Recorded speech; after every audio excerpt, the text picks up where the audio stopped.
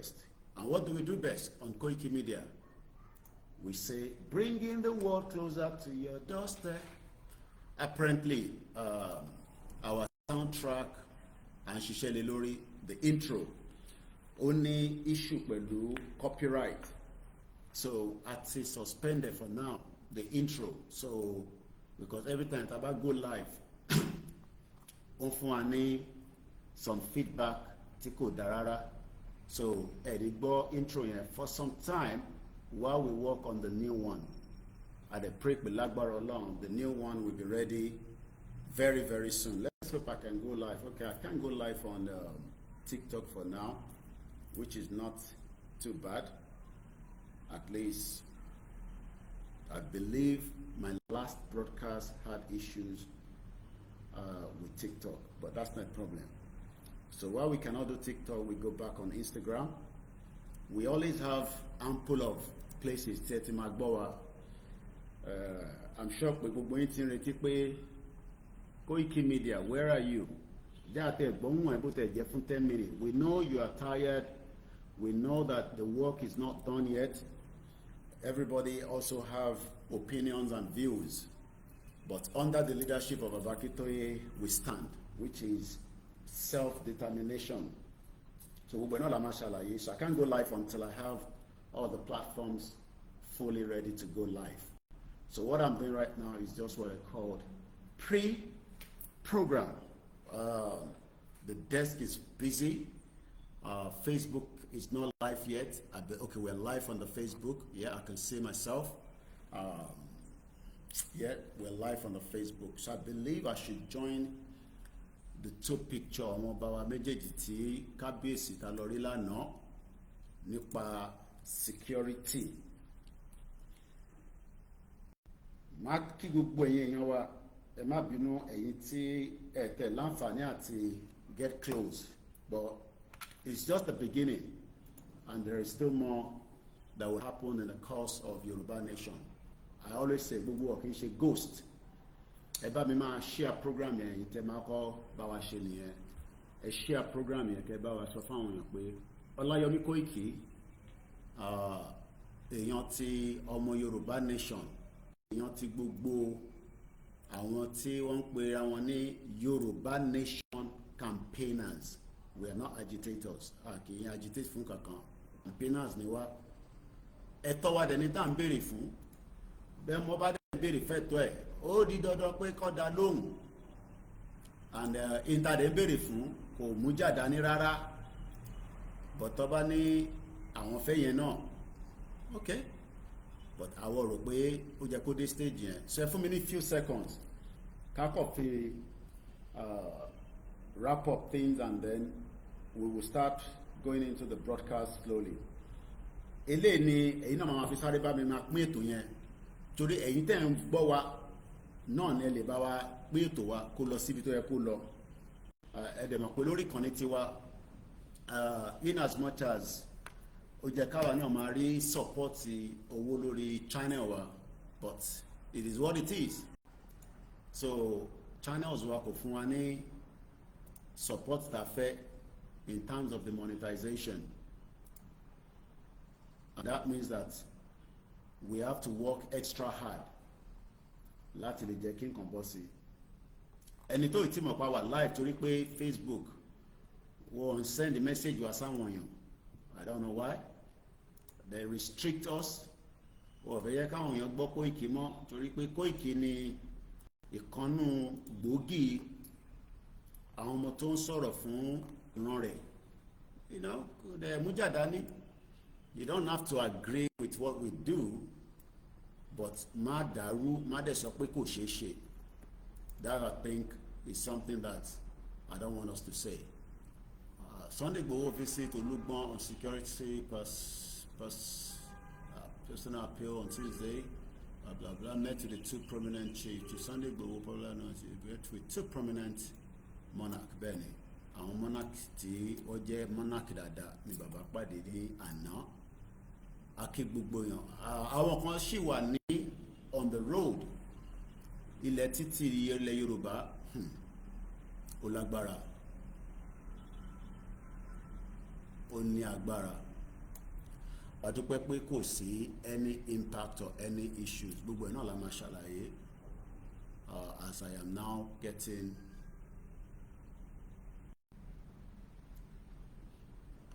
gbogbo ẹ̀ náà ni a fi ṣàlàyé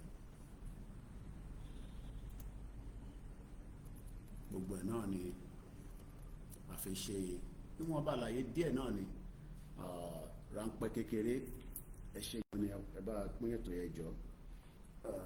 I am back again, as you all know. If you see me yesterday, you know I'm in Africa. So you don't have to ask anything more than a káàbọ̀. Èyí lè máa bèèrè pé kí ni mo mú bọ̀ láti ìlú òyìnbó. Bí yàn bá lọ ìlú òyìnbó, ìyàn máa bèèrè pé kí ni a mú bọ̀. Èmi á dẹ̀ máa ní in tí mo fẹ́ mú wá òun ni freedom. Freedom for us. Freedom for you, freedom for every sons and daughters of Yoruba. Òun ni mo mú wá fún wa. So yẹn ni ó dẹ̀ ṣe pàtàkì ló ṣe kókó. Because in tí mo mú wá láti ìlú òyìnbó, òun ló ń pè ní freedom, freedom. And freedom won't ṣe free. You don't get it for free. Sacrifice. Gbogbo àwọn èèyàn wa tó wá lánàá sacrifice. Ẹlòmíì kò jẹun, ẹlòmíì ò fi nǹkan sẹ́nu sacrifice. That is all what everyone has done yesterday. Sacrifice yẹn pọ̀ gan. Kọ́nà wa dé ládé láìpẹ́ láì jìnnà kí a lè rí. Let's start the Twitter space. Our play anthem, and we just, upon the conversation, we have not come on a full broadcast, but just engage. In as much as we are tired. How many people knows I'm not Ibita Waleni, Yoruba Nation Mega Rally, Dekila Waleni, and to follow Koiki Media, mo fẹ́ rí comment section yìí. Dé kí la wà lénìí nínú Yorùbá Nation Movement, ìyẹn rally tí bàbá ní ká máa ṣe lọ. Dé kí la wà lénìí. Gbogbo ilé náà, it's part of ntí gbogbo aláti mọ̀. Lára àwọn days àṣekan lánàá nílùú Ọ̀yọ́ ó gbayì ó gbẹ̀yẹ. Adúpẹ́ lọ́wọ́ ẹgbẹ́ ìfẹ́lódún àpapọ̀ àti gbogbo àwọn ọmọ ẹgbẹ́ àti àwọn tí wọ́n connect pẹ̀lú wọn. Dé kí la wà lénìí. Ta ló mọ̀ kó wá sọ. Dé kí la wà lénìí. Mo ti rí comment èèyàn kan. So that means pé gbogbo ẹ̀yin tẹ́ ń follow Yorùbá Nation, follow ẹ̀ dáadáa o. Tẹ́ bá ń follow ẹ̀ dáadáa, ẹ má bínú pé the phone is in portrait and not in landscape. Nǹkan mo fẹ́ kẹ́ rí, we stand with Igboho. Mo ṣe mi lè wá láti London. Ìyẹn kan tẹ̀ ti fi gbà lọ́wọ́ mi. O Mr. Koiki t-shirt yẹn onírọ̀ o. So mo kẹ́ ìyẹn wa. Dé kí la wà lénìí ká tó play anthem. Èèyàn méjì péré ló mọ̀. Èèyàn kan tẹ̀ sọ pé a wà ní day 30, pé oṣù kan láti ṣe nínú rally tó ní ká máa ṣe. Àwọn grandma gan mọ̀. Èèyàn kan ní day 42, àwọn kan ní 43. Èwo la máa wá múnú ẹ̀ báyìí. Dé kí la wà lénìí. Tó bá jẹ́ pé à ń fi ẹ̀mí a fi ń bá ìrìn àjò yìí lọ, tó ń ṣe pé à ń ṣe pé kárí mi, àbí pé bóyá tí Koiki bá wà live, àbí tá a bá ti rí Ìgbòho ṣá. Dé kí lọmọ Yorùbá wà lénìí nínú ètò rally tó ní ká máa ṣe. Kò ń ṣe tí ó jẹ́ ká máa kọ́ síbì kan ni. À ń bọ̀sibọ̀sí, wọ́n ní network yẹn bad. Bí ẹ ṣe máa fún wa lówó náà ní ká tún increase the network wa. Elon Musk ti ní ẹ̀dí sọ̀rọ̀ ẹ̀jọ̀. Mo gbọ́dọ̀ dìde lórí ìjókòó. Ẹ ló bá mi. Bàbá ẹ̀mí alágbára.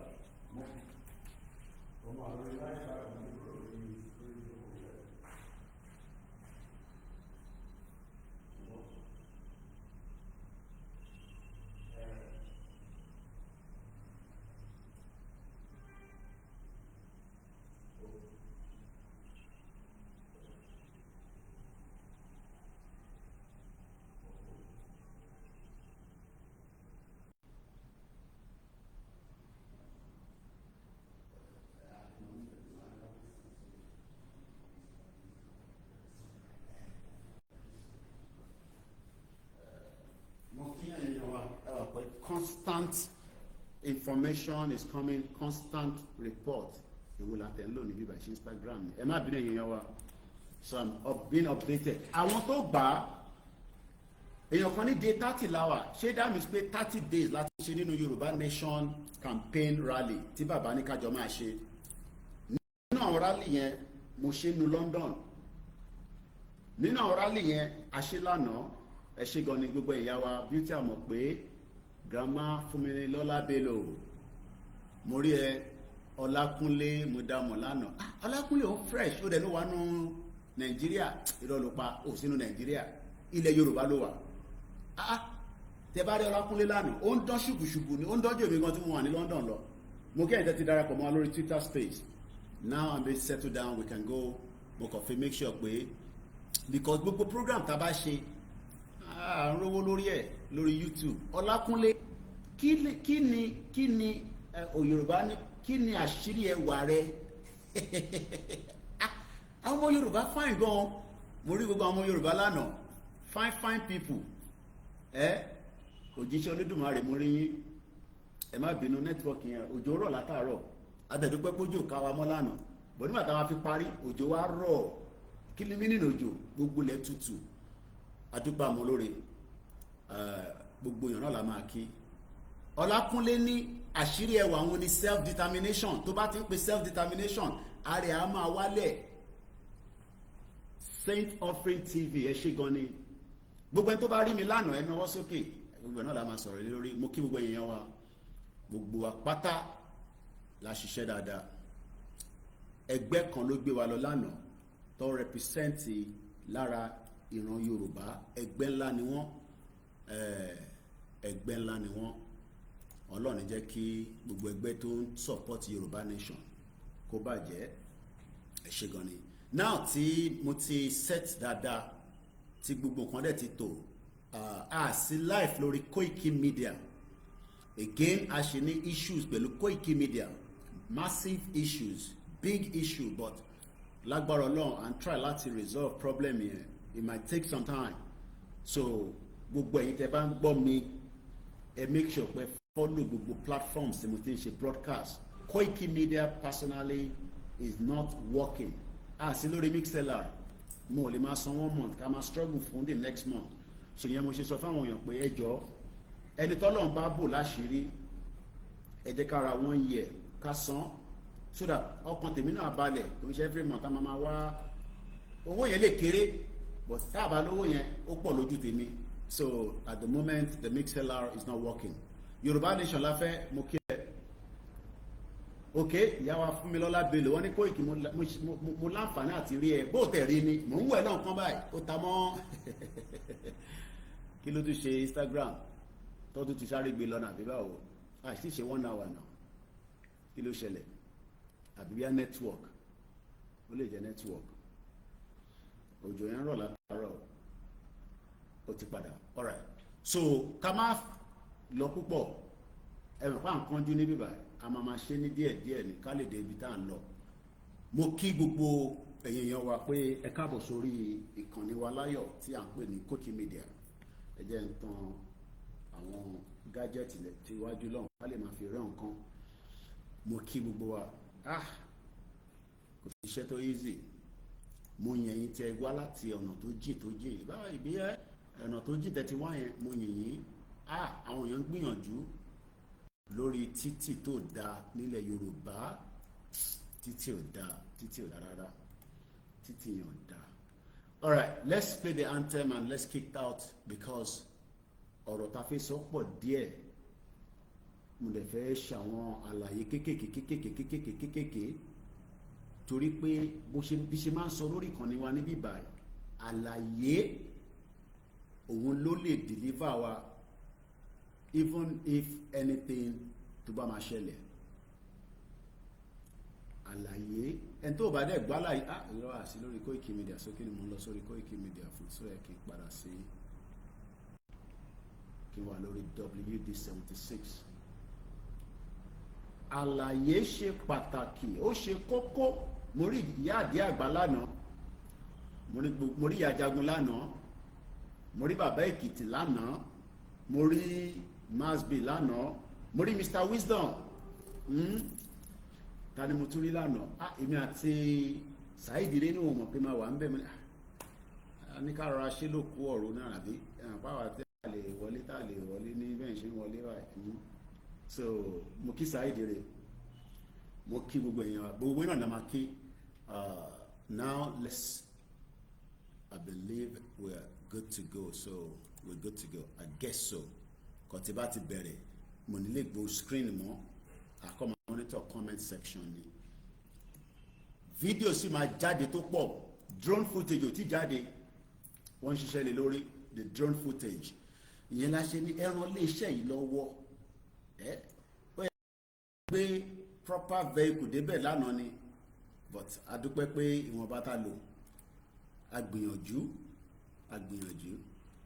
again change background ẹni bí báyìí a gbìyànjú gan but it is what it is media need owó when I am watching you live Koiki Media TV but you say that is not working ibi bí dáhìn tí wò mí nìyẹn people are watching me from different places orí Facebook kí àwọn tó wà lórí Instagram kọ́ kí ni kò sọ so people watch me on different platforms and different places I believe they should be good now let's see mo fẹ́ change background mi fún àwọn tó wò mí lórí Facebook okay Instagram yẹn cut out I'm not sure why I don't know it keeps cutting out so màá fi lẹ́nu yẹn mo lè jẹ́ kó stress me alright okay mo lè lọ ṣe kí kúkú lọ ṣe rumble kí kúkú ṣe rumble lórí ẹ̀ ìyẹn kúkú náà make sense gbogbo àwọn pictures àwọn báyẹn ti set ní ẹ̀yìn mi dáadáa báyìí so ká kúkú ṣe rumble I believe that is better mo kẹ́yìn àtàwa gbogbo ọmọ Yorùbá nation no retreat no surrender à ń tẹ̀síwájú iṣẹ́ wa fúnlẹ̀ wa forílẹ̀ ibi wa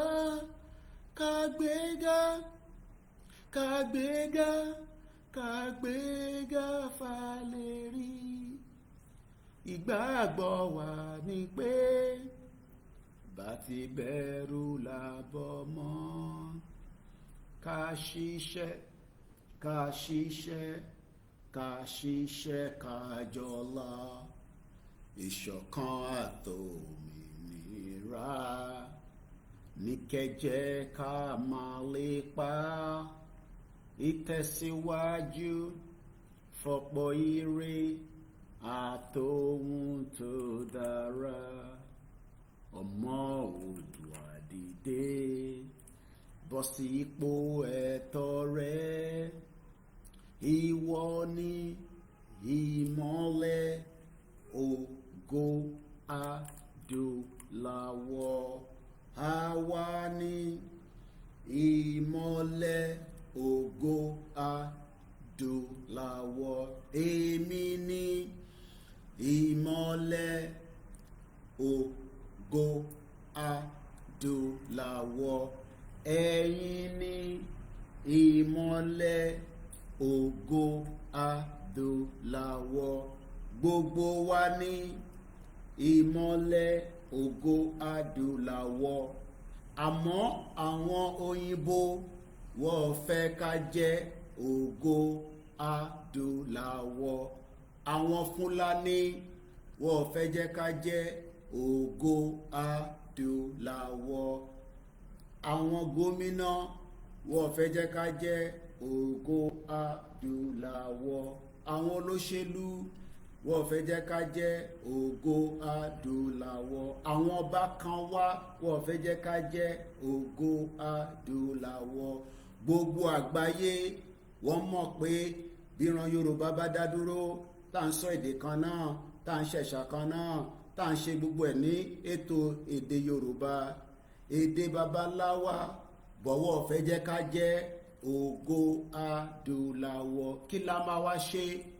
kí la máa ṣe tá máa fi jẹ́ ògo adúláwọ̀ ṣá máa wà nínú Nàìjíríà lògo wa máa yọ àbá máa kúrò nínú Nàìjíríà ògo adúláwọ̀ tá bá pẹ́ sínú Nàìjíríà títí tẹ́ ń drive yẹn kò ní ṣeé àdẹ̀ní rí ògo adúláwọ̀. Bàbá wa nínú Nàìjíríà àní rí ògo lò nítorí pé kò sí hospital. Ògo adúláwọ̀. Mo ní tá bá wà ní Nàìjíríà àní rí economy tó ń ṣiṣẹ́, àní rówó náà. Ògo adúláwọ̀ ní jáde. Mo ní tó bá fẹ́ràn Yorùbá wàá support Yorùbá nation kó lè bá jẹ́ ògo adúláwọ̀. Tó bá wà ní school tó lọ kọ́ṣẹ́ tó ṣe tán ò ní rówó láti dálé iṣẹ́ sílẹ̀, ò ní rí ògo adúláwọ̀. Mo níṣẹ́ tá bá ń pẹ́ nínú Nàìjíríà ògo wá máa fà wọ́n ò fẹ́ jẹ́ kí ògo ọmọ Yorùbá obìnrin, ògo ọmọ Yorùbá ọkùnrin kó máa shine bí tàwọn ògo ti Germany, bí ògo ti America, ògo ti Japan. Ògo tí ọmọ Yorùbá ń kọ́ kí ló ṣẹlẹ̀? Wọ́n fẹ́ jẹ́ kó wà ní subjugated. Ní bàbá Akíntóyè ṣe sọ pé self determination ó máa fún wa ní ògo adúláwọ̀. Ìdí tá ṣe jáde lánàá òun ni pé a fẹ́ ògo adúláwọ̀. Báwo la ṣe máa rí ògo nígbà tí kò sí security? Ògo adúláwọ̀. Àwọn bá wa ní right láti sọ pé àwọn fẹ́ báyìí, àwa náà ní right láti sọ pé a fẹ́ bẹ́ẹ̀ torí pé ògo adúláwọ̀. Ṣé 2027 lè ṣiṣẹ́ tó máa fún wa lógo? Kò lè fún wa lógo wa nítorí pé right wa kò lè sí nínú 2027. Ògo adúláwọ̀. Èní ló jẹ́ day 43 tí a ti ń ṣe Yorùbá nation bí oníkà ṣe máa ṣe ògo adúláwọ̀. Àwọn ẹgbẹ́ Ìfẹ́lódùn àti gbogbo ẹgbẹ́ ìlànà ọmọ Oòduà àti YSDM wọ́n kó gbogbo ọmọ Yorùbá lánàá wọ́n lọ ṣe day 42 lọ́dọ̀ bàbá wa Alaafin ògo adúláwọ̀. Nígbà tá a gbéra níbẹ̀ àtẹ̀síwájú lábá gbọ́ náà sọ́nà. Ọkọ̀ ń lọ ọkọ̀ oríṣiríṣi, àtọkọ̀ ńlá àtọkọ̀ kékeré. Àsọpọ̀mọ Ìjẹ̀bú leléyìí, àsọpọ̀mọ Èkó leléyìí. Gbogbo ọmọ Yorùbá wọ́n kóra wọn já wọ́n lọ sọ́dọ̀ bàbá wa ní òkè lọ́hùn ní Ògbómọ̀ṣọ́. Ọ̀nà yẹn ò dáa. Wọ́n fẹ́ jẹ́ kárógolo kó máa wọ Amẹ́ríkà 55 lane train gbogbo a máa ṣiṣẹ́ arìnrìnrìnrìnrìn.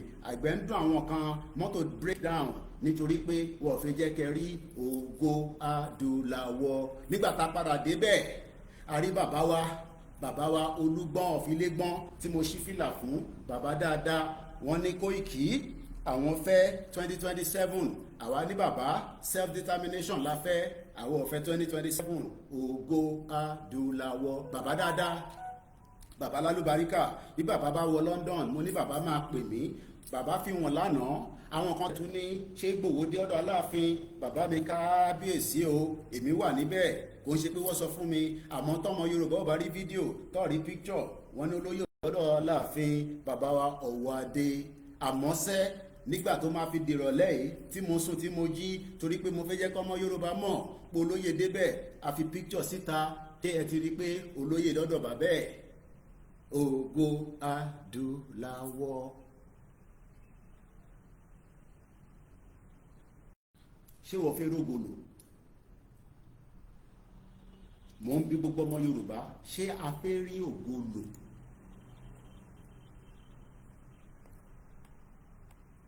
Ṣé a fẹ́ rí ògo wa lò? Àwọn èèyàn wá láti ìpínlẹ̀ Kwara àmọ́ wọ́n rí ògo lò. Ògo adúláwọ̀. Àwọn èèyàn gbéra láti Kogi ní nǹkan tó pọ̀ rẹpẹtẹ. Bó bá rántí níbẹ̀ ni àjà òkúta ń bẹ. Mo rí àwọn micra kéékèèké, ìmí kò jẹ́ kó wà lórí títì ní ìlú Ìbàdàn, àmọ́ tó bá jẹ́ pé àjà òkúta ń ṣiṣẹ́ a máa rí mọ́tò produce. Ògo adúláwọ̀. Àwọn èèyàn gbéra láti ìlú Ondo, omi tó ń bẹ l'Ondo state àmọ́ kò wúlò fún wa nítorí pé wọ́n fẹ́ jẹ́ ká rí ògo adúláwọ̀. Àwọn bàbá Èkìtì wọ́n sọ̀kalẹ̀ láti ìlú Èkìtì, àmọ́ tá bá lọ́wọ́ Èkìtì lénìí àwọn tó ní PhD pọ̀ rẹpẹtẹ wọ́n rí ògo lò. POS ni wọ́n fi ń ṣe ògo adúláwọ̀. tá bá lọ sí Ọ̀ṣun góòlù pọ̀ rẹpẹtẹ, àmọ́ ní ọdún mẹ́jọ Buhari gbogbo góòlù ọ̀hún ló ń lọ ìlú òyìnbó, ó ń lọ Saudi, ó ń lọ Philippines, ó ń lọ síbí. Àwọn ọmọ Ọ̀ṣun state inú òun fẹ́ Yorùbá nation, orí 2027 lòun fẹ́. A ní kó jẹ́ ká wò ó, kò sí security, àmọ́ nínú pé kò sí security, wọ́n ń kó góòlù lọ́ṣun state, wọ́n ń kó lọ ìlú òyìnbó. Ọmọ Ọ̀ṣun state fún rẹ̀ kò lè wọ bàtà dáadáa, ó wọ bus corner kò yẹ wò torí pé kò mọ̀ pé yẹ kó rí ògo adúláwọ̀. Kábíyèsí ẹni sùúrù. Báyọ̀.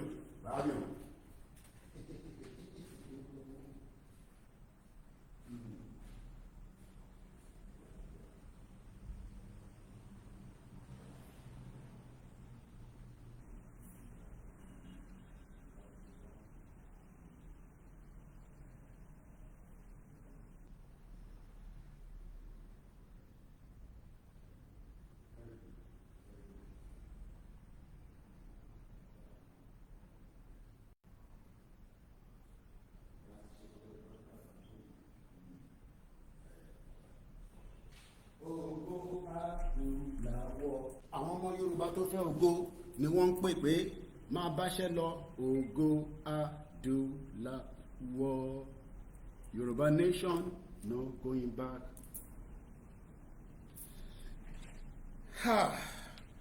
Mo kí the emeritus Professor Adébánjí Akíntóyè, bàbá Kẹ́mi Ọláògùn, èyí lè máa kó adélẹ̀ lérí. Wọ́n ní Koiki, you are now a musician. The way you are taking this evening is very fantastic. Ẹ ṣé gan. Bàbá Akíntóyè, mo kí yín, daddy, grandpa. A lot of ọmọ Yorùbá wà worried. Àgbà tí ń dé. Àmọ́ mo wá ń gbọ́ nínú ìrìn àjò tá a rìn lánàá, tó fẹ́ mọ gbogbo tó ṣẹlẹ̀ ń bẹ̀. Àmàdé bẹ̀ yẹn.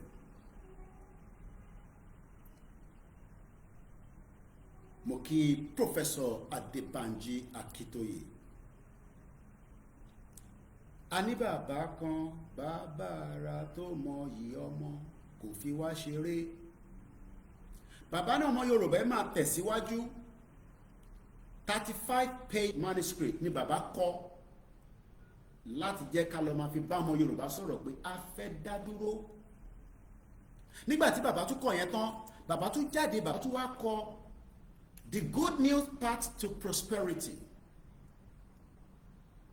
Ẹ farabalẹ̀ kẹ́ gbọ́ mi dáadáa, torí in tó máa ṣẹlẹ̀ láàrin wa ni pé a máa ń wò pé ẹni tó ń sọ̀rọ̀ ìwọ ló ń sọ, àwa làwa mọ̀ gbọ́. Irọ́, ìgbà míì ẹ̀ mọ̀ gbọ́. Mo sọ́rí gan. Mo ní nígbà míì sẹ́ ẹ̀ kì í mọ̀ gbọ́, torí pé gbígbọ́ yín yẹn ó yàtọ̀. Ìdí tá a ṣe ń sọ pé lórí ìkànnì yóò èmi máa yọ ẹ̀mí ẹ̀, sórí ẹ̀mí ẹ̀ tó ń connect mọ́ Nàìjíríà yẹn máa yọ.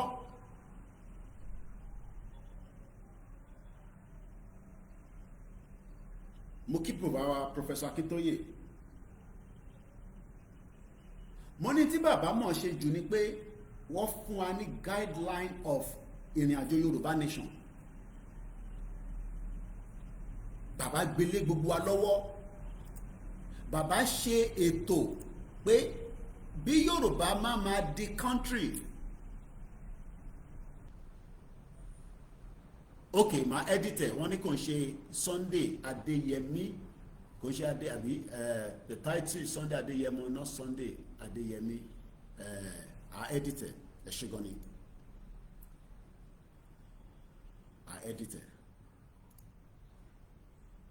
Akíbàbá kan, bàbá ara tó mọyì ọmọ, kò fi wá ṣeré. Bàbá ara tó mọyì ọmọ.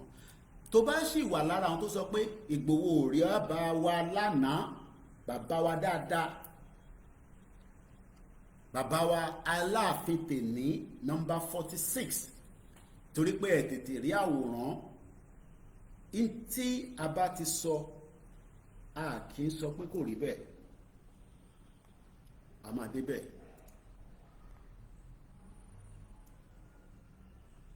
bọ̀ akọ́kọ́ gbọ́dọ̀ kí bàbá Akíntóyè, bàbá tó gbé ọpọlọ kalẹ̀, bàbá tó mọ̀ pé tá bá gbé ìrìn àjò yìí dání ọ̀pọ̀lọpọ̀ nǹkan á máa jẹyọ nínú ẹ̀. ọ̀pọ̀lọpọ̀ nǹkan á máa jẹyọ nínú ẹ̀. lára àwọn nǹkan tó ń jẹyọ nínú ẹ̀ òun náà ni pé a fẹ́ security, òun náà ni pé self determination. kò ní ṣe ń ta máa sọ pé ìtorí pé àwọn kan fẹ́ 2027 àwa máa wá náà fẹ́ self determination yẹn mọ́. ẹ farabalẹ̀ kẹ́ gbọ́ mi dáadáa, ẹ farabalẹ̀. kò síjà, kò sí èébú, àlàyé òun ló need ká ṣe. mo dẹ̀ mọ̀ pé tẹ́ bá dúró de gbogbo ohun táwọn èèyàn fẹ́ sọ, ẹ fẹ́ gbọ́ ohun tí Kóìkì fẹ́ sọ, torí pé Kóìkì ẹ mọ̀ pé Kóìkì ti sọ pé sẹ́ òun ni the last man standing lórí ìrìn àjò yìí. ṣó sì rí bẹ́ẹ̀?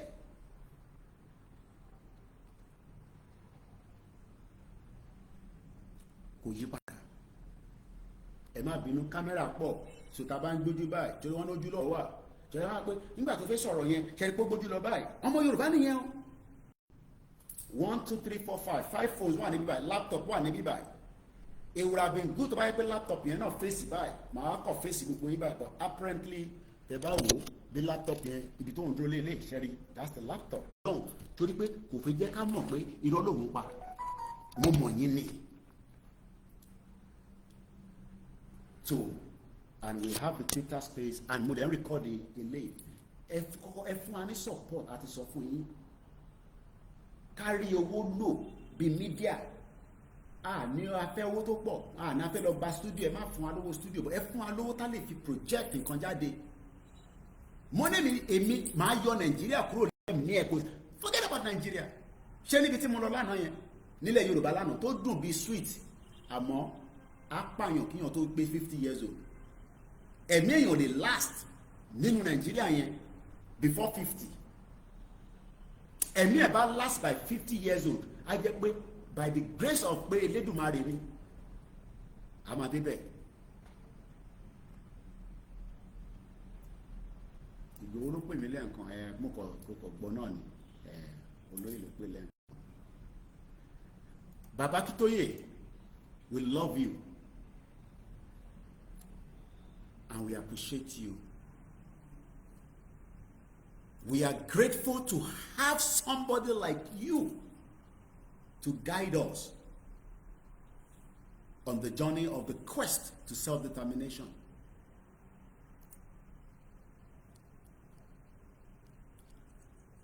Mo kí gbogbo èèyàn wa, ẹ má kí máa dárúkọ tó ra ti wọnú ètò, bọ́ ẹ má sá lọ, bẹ́ẹ̀ sá lọ náà má kí yín tí ó máa rí gbogbo kọ́mẹ́ǹtì yín later.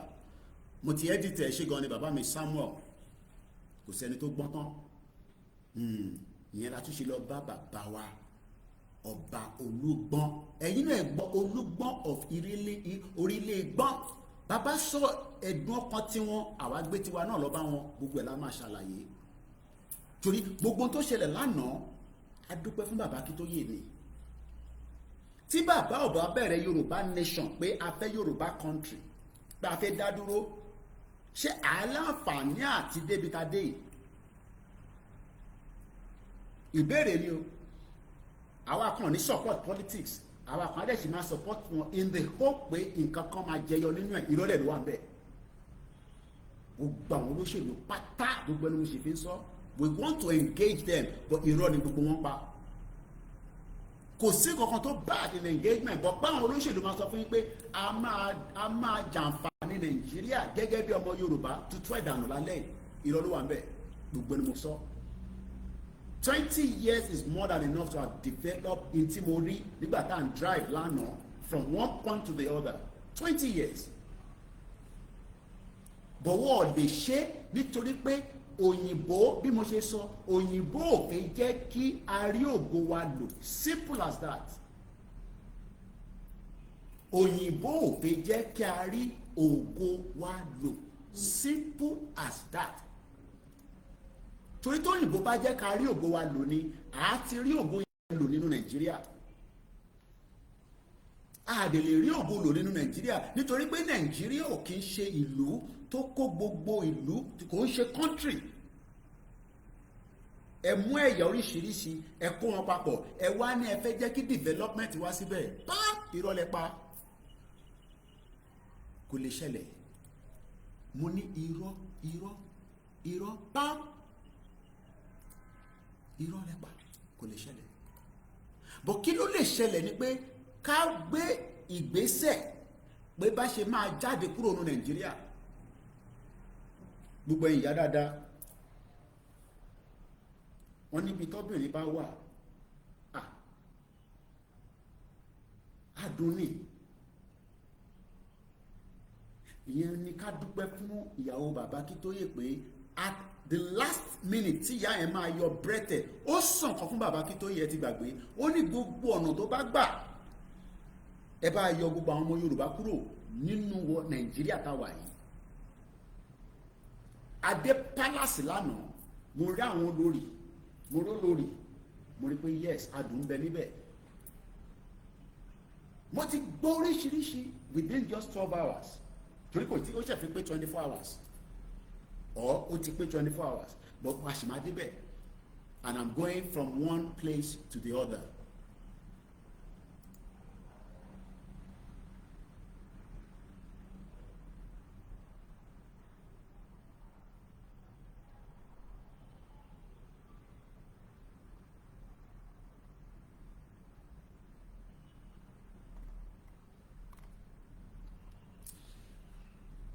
Kí wà lẹ́ẹ̀kan sí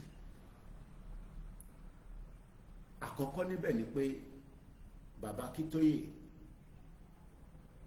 stand for one thing and one thing only, self-determination.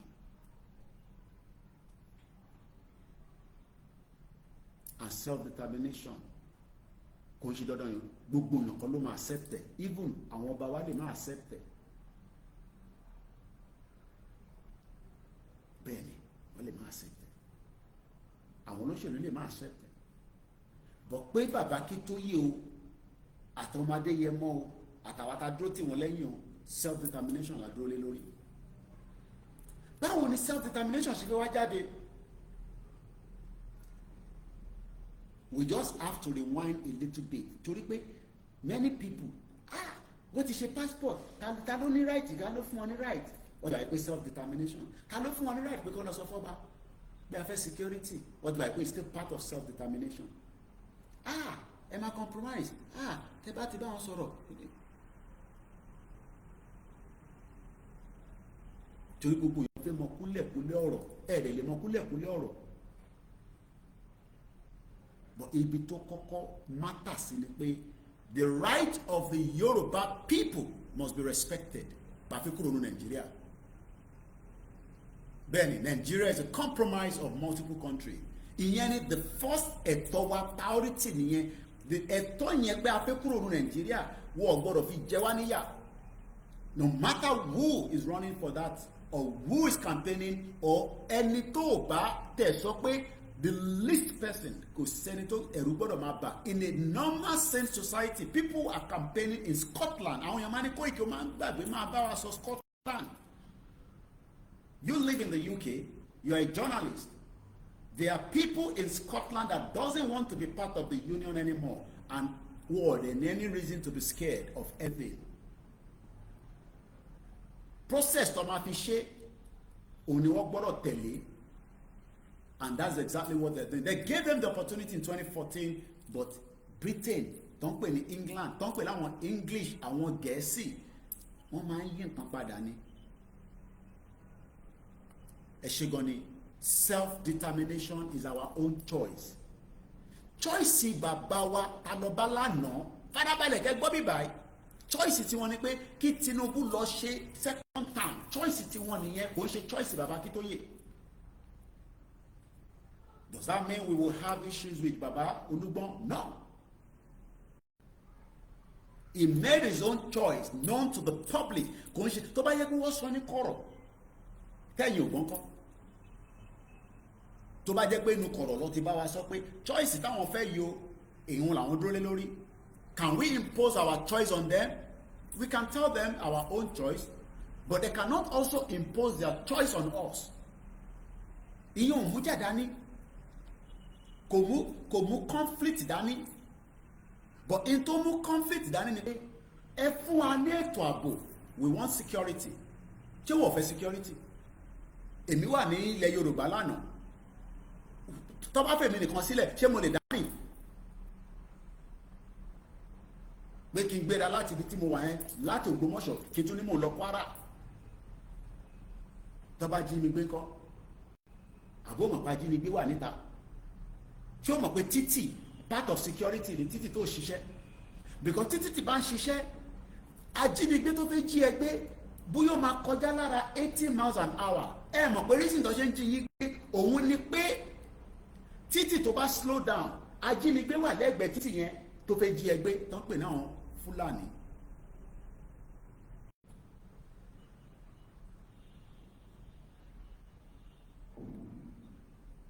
Wọ́n lè impose choice tí wọ́n láwa lórí but wọ́n ní right láti sọ choice wọn. A máa débẹ̀ mú bọ̀ má sá lọ mo kí yẹn káàbọ̀ sórí ètò. Àlàyé ló ń ṣe níbí báyìí. Ibi báyìí ò ń ṣe ọkọ̀lọ́gbọ́ bí a palọ conversation. Ìyẹn ló ṣe ń pè ní Koiki. Àwọn èèyàn ń pè mí lánàá Koiki Media bringing o gbọ́dọ̀ mọ slogan yẹn gbogbo ẹni tó bá ń tẹ̀lé mi. Tẹ bá ń tẹ̀lé mo ní tó lóye bá ń bọ̀ àjọ máa wà lẹ́gbẹ̀ẹ́ ara wa ni mo ti sọ yẹn kò ń ṣe kíní. Bẹ́ẹ̀ni that is bàbá wa Kábíyèsí. Mo ní tí Kábíyèsí bá wọ London wọ́n máa pè mí láti airport bàbá mi Olúgbọ́n. Ẹni gbá ní bàbá wa ni torí a ní bàbá kan bàbá ara tó mọyì ọmọ but bàbá choice is different from ọmọ's choice. But lórí choice kan àjọ dúró lé lórí ilẹ̀ Yorùbá ò ní ààbò.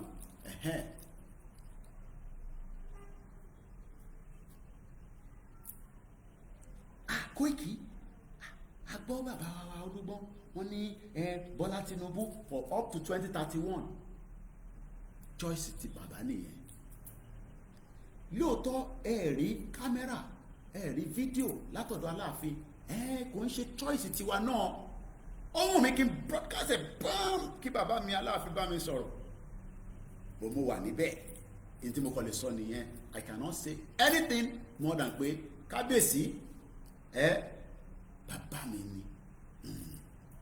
Gbogbo àwọn bàbá wa ní a lè disagree pẹ̀lú wọn nítorí pé a pè wọ́n wọ́n dá wa lóhùn but nígbà tá náà ń bọ̀ wọ́n yọ ọ̀sẹ̀ pé ká má wà.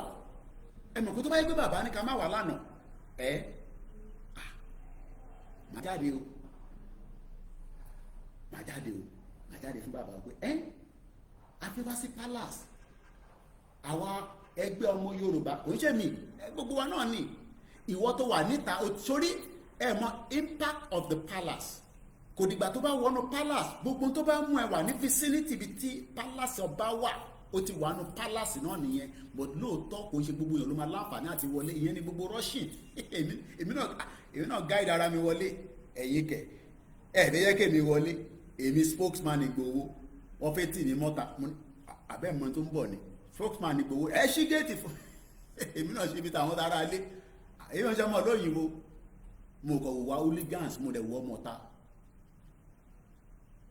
Ó ń wá pé ká rí bàbá wa náà lánàá bá ṣe rí bàbá wa Olúgbọ́n ó sì máa gbogbo ẹ̀ sì máa wáyé bẹ́ẹ̀. But in the comfort of his majestic palace we met him in good condition. Nígbà tó fẹ́ introduce Koiki ibẹ̀ nìkan ni kò máa sọ torí pé ìyẹn nìkan ni mo kò máa sọ any other thing I am not privileged to say anything. Ìgbà ṣe fẹ́ introduce Koiki báyìí wọ́n náà ọmọ Koiki Media mo ní bàbá yìí mọ Koiki Media ó ti tán kí ló ti wá kù táwọn bàbá ti mọ Koiki Media kí ló ti kù. So mo kí Kábíyèsí ó máa yẹ pé intelligent kan fẹ́ jáde láti London ẹni sùúrù àwọn kọ́ọ̀lù kan máa ń wáyé àgbọ̀dọ̀ mo wà lórí kọ́ọ̀ ṣé mo wà lórí kọ́ grandma ṣe kọ́ urgent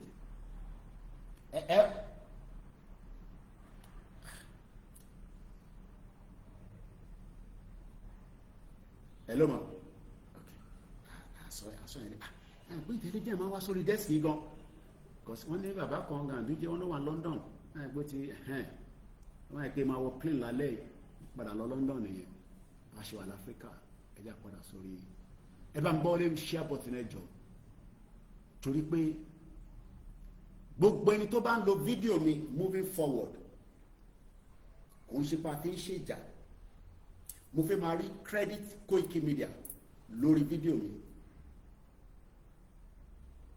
moving forward from today management ti pa láṣẹ anybody tó bá lo fídíò Koiki Media a gbọ́dọ̀ rí pé credit yẹn kó ṣí òlókè credit to Koiki Media wọ́n ní tẹ́ ẹ̀ bá ṣe bẹ́ẹ̀ èmi kọ́ ni mo fẹ́ take decision o torí kó má dé pé máa pè mí lẹ́yìn tẹ̀ máa ní Koiki ó rẹ̀ máa máa repeat eléyìí continuously but ẹni tó bá náà tó ń lo fídíò Koiki Media ẹ sọ fún wọn tó bá lo Koiki Media a fẹ́ máa rí credit yẹn lókè credit bẹ́ẹ̀ mi náà bá lọ copy fídíò ní fídíò níta lórí Twitter tó ń pè ní X máa ní credit to moving forward ẹ gbọ́dọ̀ credit Koiki Media because àwọn tó ń wò wá àwọn ọ̀rọ̀ wọn gbà àti gbà fọ́lọ́run but ẹ gbọ́dọ̀ credit àwọn tó ń gbọ́ wa kó tó di pé ẹ máa jù sọ́dọ̀ tiyín náà ẹ credit wa mo ní kẹ́ máa lo fídíò mi but I want to see that credit tó gbọ́dọ̀ wà lókè níbi tá a máa ti rí tó wà visible and we will keep monitoring that and I've told all my staff I don't have to communicate with you directly bẹ́ẹ̀ ṣe ń lo fídíò yìí náà lẹ gbọ́dọ̀ gbọ́ nísìn you are free to use our video but you must put credit to Koiki Media ẹ bá mi pín program yìí kó lọ sí gbòòrò torí analysis ti Koiki Media tó wà on the ground òun ló máa fún yín ní clue pé kò sí anything tó ju pé self determination la ṣèjọ lé lórí lọ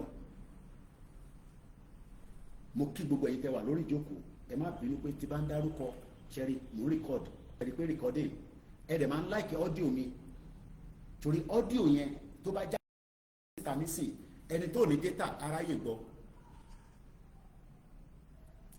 èèyàn kan ní even nǹkan Tinubu gan ọmọ Koiki Media ẹ ṣe gan ni brother mi mo wá kí gbogbo àwọn medias wa kò ṣe bá fi gbéra wa ga ẹ lè lo fídíò wa kẹ má credit wa ẹlòmíì máa tún pa gbogbo brand tiwa rẹ ẹgbẹ́ brand ti yín sí kò dá bẹ́ẹ̀ ẹ credit mi mo fẹ́ máa rí mo ti ṣẹ́rí pé tọ́ba náà tó ní kọ́ máa lo fídíò yàn títí dé ní èmi mo kọ́kọ́ sọ I have not changed my words but ẹ credit wa pé credit Koiki Media credit bí ẹ bẹ ṣe fẹ́ kọ́ a gbọ́dọ̀ rí credit to Koiki Media a lè ṣe wàhálà àwọn ọmọ mi ṣì wà ní Ìbàdàn nísìn àti release àwọn kankan máa lọ ìkànnì àwọn mọ́tò wa ó break down mo ní kẹ́ fún mi lówó o wọ́n tún ti ṣe lọ́wọ́ báyìí kò likely pé mọ́tò yẹn máa jáde kúrò ní Ìbàdàn lálẹ́ àwọn máa ṣe wàhálà máa kọ́ àwọn ọmọ jáde èèyàn kankan jókòó ayé máa lo fídíò wa ẹni credit mi a máa flag yín down moving forward now kò sí bẹ́ẹ̀ kò sẹ́ bẹ́ẹ̀ kankan mọ́ ojú ṣẹ̀jẹ̀ mo lè kọ́ àwọn ọmọ jáde risk tí mo fa risk yẹn ti pọ̀ jù mo ṣẹ̀ wá rí pé risk wà nínú Nàìjíríà tẹ bá rányàn ṣe ẹ máa ṣe sùúrù gan o ẹ má rò pé torí ẹ fún ẹ má bínú pé mo kàn tún dá ìbá ti díẹ̀ ẹ torí mo fún wa ní 20,000 sáré bá mi lọ sékìtì wo èèyàn lè kú sójú títì ilẹ̀ títì Nàìjíríà yẹn tán pè ní South West mo kí ẹ brother mi àtàlàmàgò TV kò ní bàjẹ́ fún ẹ mo fẹ́ ká padà sínú ètò torí ètò tẹ́lẹ̀ yìí òun ni kókó ṣàlàyé pé a kúrò lórí ìrìn àjò self determination ìtàbálò lánàá mo sọ fún yín òun ni team security and now let me read this out coming from our office tó ń pè ní iléeṣẹ́ wa ó lè máa wó pé orí ṣé inú ibi tó jókòó sí yẹn náà lọ́fíìsì ibi tó lọ́n bùkún fún mi nísìnyí yẹn àdẹ tàbá big but ní tí mo lè sọ ni pé kábíyèsí bàbá mi dáadáa bàbá lálùbáríkà bóyá fídíò bàtí kábíyèsí lọ sọ́dọ̀ Ṣètàn of Sokoto o rò pé mo ní pé bẹ́ẹ̀ ni mo ṣe máa pè ní Ṣètàn of Sokoto bí àgbà yẹn àwọn kan pè mí, kódà èèyàn kan ṣe fídíò àbí ọ́díò wọ́n sẹ́ndẹ̀ sí mi, yẹ ká lọ sọ fún Koiki yẹn, ká lọ sọ fún Koiki yẹn, but nítorí pé wọ́n fẹ́ fracas nínú ìrìn àjò yìí, èmi ò dẹ̀ fẹ́ fracas, because ẹni tó bá gbé self determination dání kò gbọ́dọ̀ tó máa wá fracas. Fracas ní pé ẹ máa jà, ìtẹ́ wá gbé dání yẹn wọ́n ní jẹ́ kẹrí ṣe mọ́. Yes, mo ní gbogbo right láti sọ fún yín pé Sultan Sokoto ọmọ Usman Danfodio ni Fúlàní gbárakó ni wọ́n. Mo dẹ̀ béèrè pé kí ni kábíyèsí lọ ṣe níbẹ̀. Right mi ni, bàbá mi ni mo ní right láti ẹ̀yin òbí ẹ̀ǹbí mọ́mì ni pé mọ́mì kí ló ṣẹlẹ̀, kí ló dé, dáàdì kí ló ṣẹlẹ̀. Wọ́n ṣe ọ́díò fún mi nígbà yẹn. Ẹ wá imagine tó bá yẹ pa ti wá di Ìgbòho tèmi náà sọ̀rọ̀ torí pé mo gbọ́ ọ́díò yẹn, mo gbọ́ mọ́kàn gbádànù ni pé ṣe self determination tí mo gbé dání. Self determination máa question a lot of things, ìmí gan tá a like.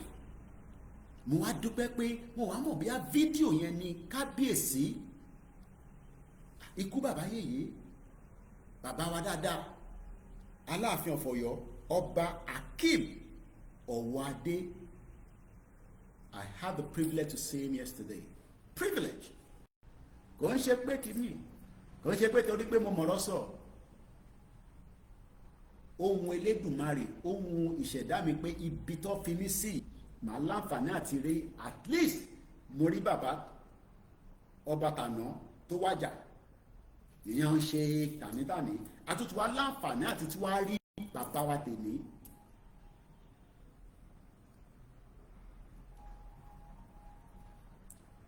Let's read this out, coming from the Koiki Media. Chief Sunday Igboho visit Alaafin Olugbon on security personal appeal. On Tuesday, Chief Sunday Adeyemo, popularly known as Sunday Igboho, met with two prominent Yoruba monarchs, the Olugbon of Orile-Igbon, Ọba Francis Olúṣọlá Alao Kábíyèsí o, and the Alaafin of Ọ̀yọ́ Ọba Akeem Ọ̀wọ́adé Kábíyèsí o.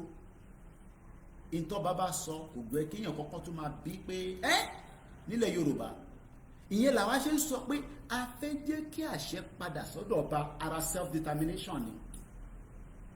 Àwọn ọba náà mọ̀, but àwa ń fún wọn ní reminder pé ọba o nílẹ̀ Yorùbá o, ẹ̀yin gangan ni àṣẹ wà lọ́wọ́ ẹ̀. Tá bá gbalẹ̀ Yorùbá tó bá dúró tán, ẹ̀yin ni àṣẹ ń bẹ lọ́wọ́ ẹ̀. Kí ni nǹkan tó fa ìrìn àjò yìí tí ẹgbẹ́ kan tó ń pè ní nínú ẹgbẹ́ tó pọ̀ nínú Yorùbá nation, we have about 52 different groups. Nínú àwọn groups yẹn ẹlòmíì ẹ̀ mọ̀ wọn rárá, ẹlòmíì ẹ̀ ní mọ̀ wọn tá máa fi délẹ̀ lérí. Mo ní ìgbà ẹ̀kan máa jí sínú ilẹ̀ Yorùbá níjọ́ kan, ó kù díẹ̀. Kí 2027 ti ń bọ̀, kí ló máa ṣẹlẹ̀? Àwọ̀ sọ pé kí 2027 máa wà. Ìntàwà fẹ́ ni pé kí làwa máa ṣe tá máa fi délẹ̀ lérí, òun làwọn ń bá lọ. O ti mú Áfíríkà ní ó kàn fún àpò Áfíríkà làwà. Má jàjẹ́ sí o, má jàjà gbogbo alájọ máa gbélẹ̀ Yorùbá, Mùsùlùmí, Kìrìsìtẹ́nì àtàwọn oníṣẹ̀ṣe, gbogbo wa pátá.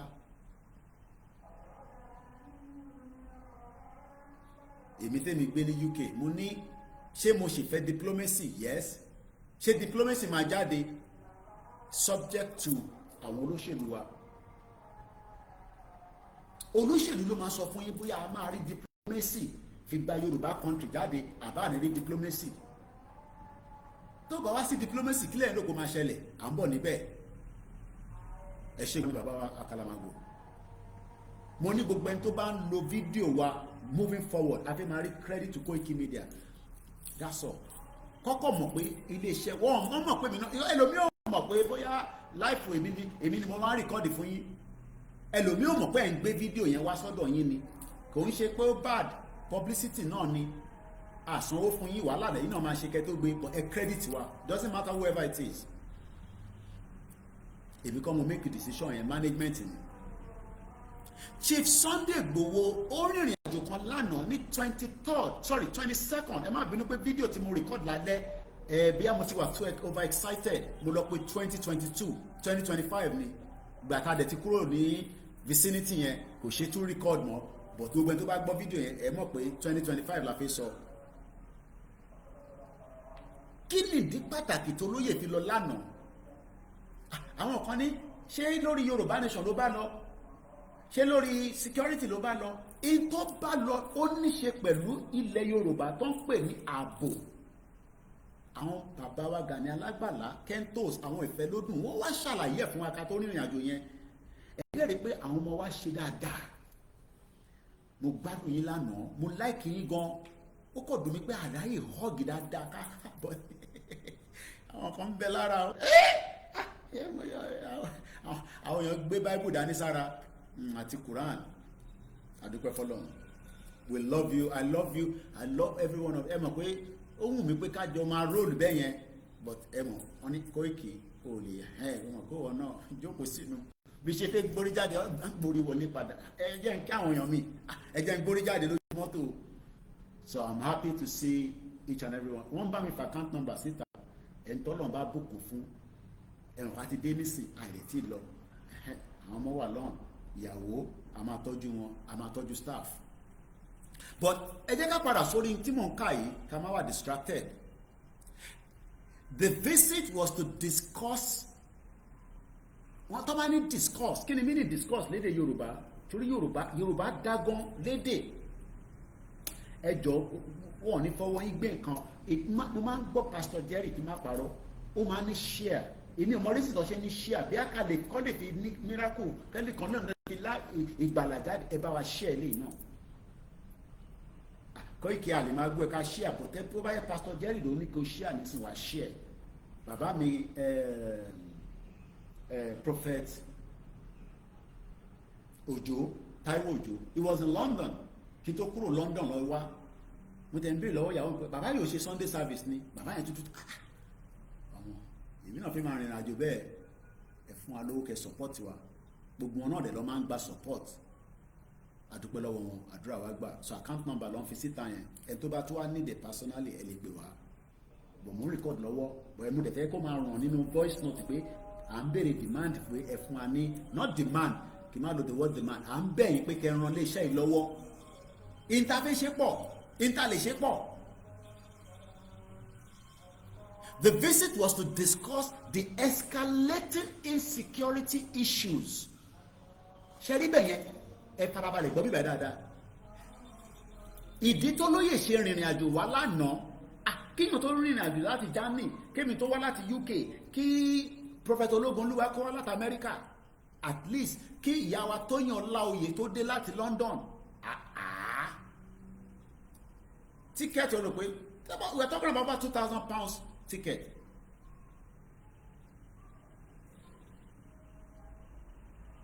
Àgbérò ẹ ṣe gan ni àwọn tó ti bá mi sọ discuss àgbérò a lọ ṣe àgbérò ètò ààbò fún ilẹ̀ Yorùbá ṣé yẹn stop self determination Koiki kí lẹ lọ ṣe níbẹ̀ yẹn ẹ súnmọ́ bíbẹ̀ ẹ wá ṣàlàyé fún wa kí lẹ lọ ṣe níbẹ̀ yẹn ṣé ètò ààbò wà nílẹ̀ Yorùbá lọ́wọ́ yìí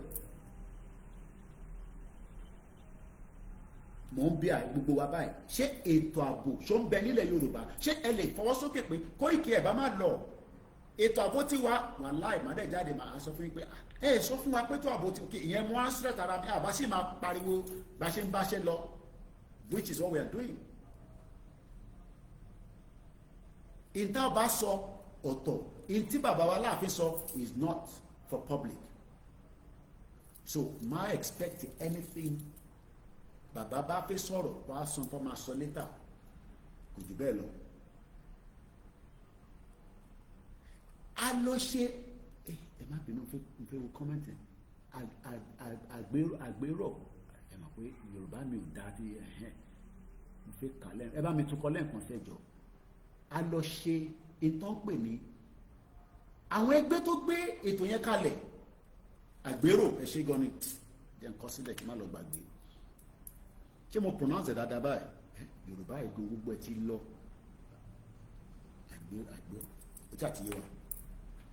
The visit was to discuss the escalating àpérò wọn náà tún lè lo àpérò ṣàpérò lẹ́fẹ̀ẹ́ kọ́ náà bí AGBERO lẹ́yìn kọ́ níbi bàbá wa Kim a lọ ṣe àpérò ó dà pé yẹn mà yẹn easy fún mi láti àpérò a lọ ṣe àpérò in tó ń ṣẹlẹ̀ ṣé nǹkan kan ṣẹlẹ̀ nílẹ̀ Yorùbá àpérò ẹ ṣe gan ni grandma ìyàwó nana ẹ ṣe gan ni mà àpérò ẹ ṣe gan ni àwọn èèyàn náà ti ń kọ síbẹ̀ àpérò èyí ni day 40 èmi náà má ti gbàgbé ní ṣé day 43 àbí ìjíròrò àwọn tó ṣe ní pé Yorùbá ṣe tó níbi tó mú lọ nísìn ìjíròrò èmi pé mi náà ń kọ́ àpérò ìjírò the escalating insecurity issues tani ó wà tani security issue àwọn olóhùn affect nílẹ̀ Yorùbá ẹ bá mi fi sínú comment section à engage díẹ̀ nísìn àpérò security ètò ààbò tani ó affect ṣé Igbo ló affect ṣé Hausa ló affect ìyẹn kan tẹ̀tú space ẹ̀ àpérò a ọwákọ̀ PE then space RO ẹ̀ fàmì sí lórí o gbogbo yẹn ẹ̀ fàmì sí látẹ̀kan mo kàn ṣé Facebook kò fún wa lámì ní àbí YouTube àkàlàmàgò kí ló tó ti delete ìwọ ọmọ ìlú ìwọ tó gbọ́ Yorùbá jù mí lọ tún sáré delete má bẹ́ẹ̀ já o brother mi dáadáa ìjíròrò a lọ ṣe tán pè ní ìjíròrò ẹ ṣe kan ni grandma ìyàwó Lára Ọlábọ̀dé wọ́n ní ètò ààbò tí Kóìkì ń sọ yìí kódà bí Kóìkì nìkan bá wà nílẹ̀ Yorùbá nísìn tó èmi ti exit Africa náà la ṣe oyè yín but èyí tí mo fẹ́ fàyọ́ mẹ́rin ni pé ṣé ètò ààbò yẹn ṣé ó ti wà òkè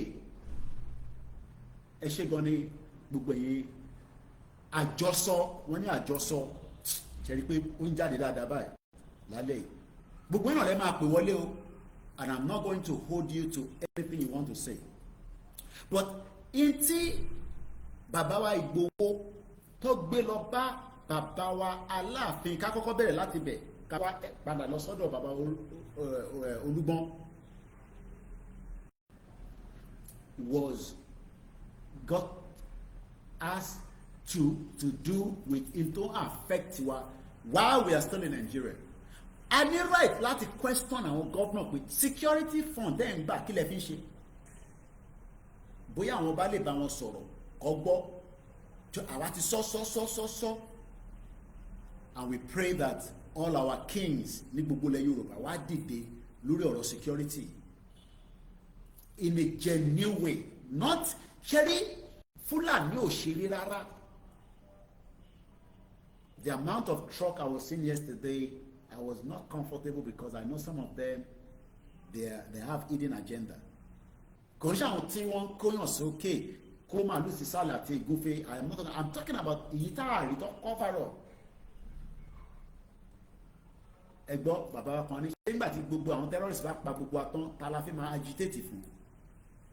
Does that stop self-determination? No.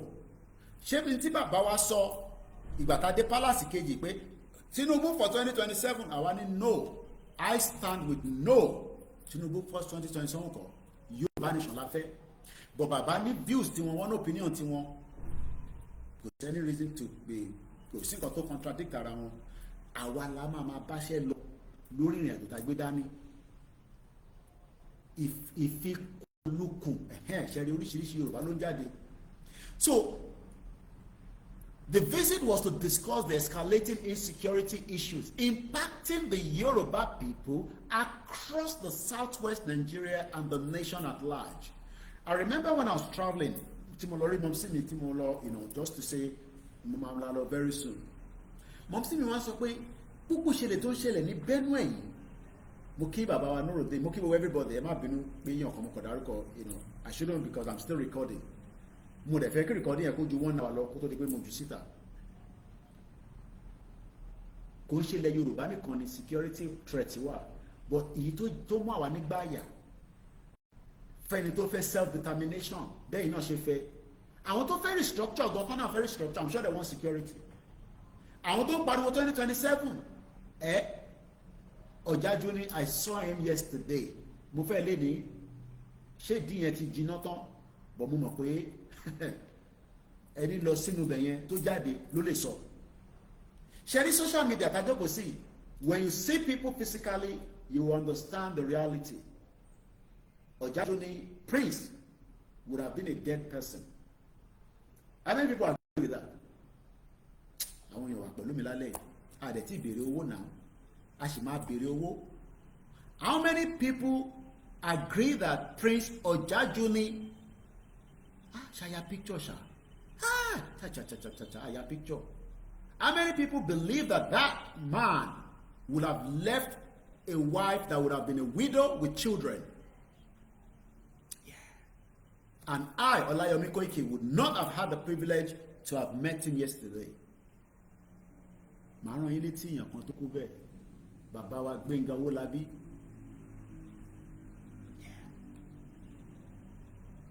Bàbá wa Gbénga Owólabí died coming to Nigeria, to the southwest, because there's no security. So tabawa ní alọ lánàá, I am not here to come and brand àwọn bàtà lọ bá àbí kankan. No. Ẹ ṣé, mo máa ń like you speak super chat. Ẹ ṣé gan ni ma. That is not why I'm sitting here. It's a privilege. Bẹ́ẹ̀ni tó lọ rí King Charles lèmi lọ rí lánàá. Bí bá tẹ̀ wá ní any reason pé mo ò like àwọn ọba, tọ́wá ní afẹ́wà lọ́rọ́ ọba. Ẹ bá kí Omitav culture, ẹ bá mi lọ support ẹ. Ẹ lọ sórí Instagram, kẹ lọ wá Omitav culture pé ìwọ ló gbé kíní orí tí mo sì dé fìlà mi. Mo fẹ́ wọṣọ yẹn máa pé aṣọ Ìgbòho rẹ kí n wọlé ni. Omitav culture ni. Ó gbẹdélẹ̀, ó blend mara mi, gbogbo ẹ̀dùn yányán. Ọba la fẹ́ lọ bá. Téèyàn bá fẹ́ lọ tó bá fẹ́ lọ bá King Charles, má múra dáadáa. Bọ̀ ṣé gbogbo tí King Charles tó bá báyàn sọ ní private conversation lọ́mọ wa máa sọ lórí social media, then I release a press statement later. Èyí tí mi rí this tí mò ń kà èyí tí iléeṣẹ́ ti wá kọjáde on behalf of Koiki Media àti Olóyè Ìgbòho. Mo ní sẹ́, if Ọ̀jájú have died, he did not die, so we can use if. Tó bá jẹ́ pé ó ti kú, ṣé mi àrí lánàá? Bó ṣe rí mi bá Koiki Media, mo ní àṣé bàbá yóò ṣe ghost. Ṣé bàbá lómi tún sọ pé irọ́ ló pa, pé gbogbo ẹ̀ set up ni. Ìyẹn mo ṣe máa ń ní lórí ìkànnì wa, ó máa ń pẹ́ lóòótọ́, máa ń jẹ data yín, kò wá farabalẹ̀ gbọ́. There is imminent security threat in Yoruba land. Does that stop self-determination? No. Self-determination is an inalienable right. Ìyẹn ni bàbá ṣe sọ nínú the good news path to prosperity. I'm sure pé bàbá sọ nípa security, ètò ààbò máa wà fún gbogbo ọmọ Yorùbá. Mo fẹ́ sáré lọ wo bẹ̀ yẹn nínú àwọn content. Ẹ jọ̀ọ́, ẹ bá wa máa pín ètò yìí ní kíákíá. Mo fẹ́ lọ wo bí tí bàbá ti sọ pé security. We are a nation with proud roots. Independent Nigeria, we have suffered. We shall revive and strengthen education. Foremost, we shall revive our national character, development, clean up our politics, quality, election, political parties, election, corruption free. Corruption ni kò jẹ́ kó ṣe títí yín. Grandma, mommy, daddy, àbúrò ẹ̀gbọ́n, mo ò fi dẹ́rù bá yín. Títí ò dáa, àwọn títí yẹn ò dáa, gbogbo ara báyìí ó ṣe rò mí. Ẹ̀yin tẹ́ wà ń lé, kódà mo ṣe gbà pé yes, àjọ ń jìyà ni. Mo ń bọ̀. Immigration, our land corruption, mineral exploitation, security, electricity, efficient transportation, evolution, healthcare, modern business, agriculture, tourism. ṣé kò sí security ní kíní tí bàbá kọ yìí ni? I think there should be. Bẹ́ẹ̀ torí bí ṣe fast mo check it, but máa farabalẹ̀ check it. I'm sure there is a part that has security will be dealt with properly. Baba Kitoye, Baba is 90. Baba is becoming, I'm not àgbàlagbà. Baba no man so, but call on fún wọn ní strength yẹn.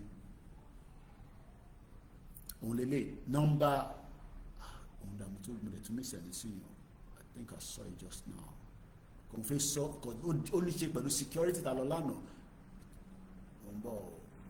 And I saw it now. I can highlight it in the Sharia.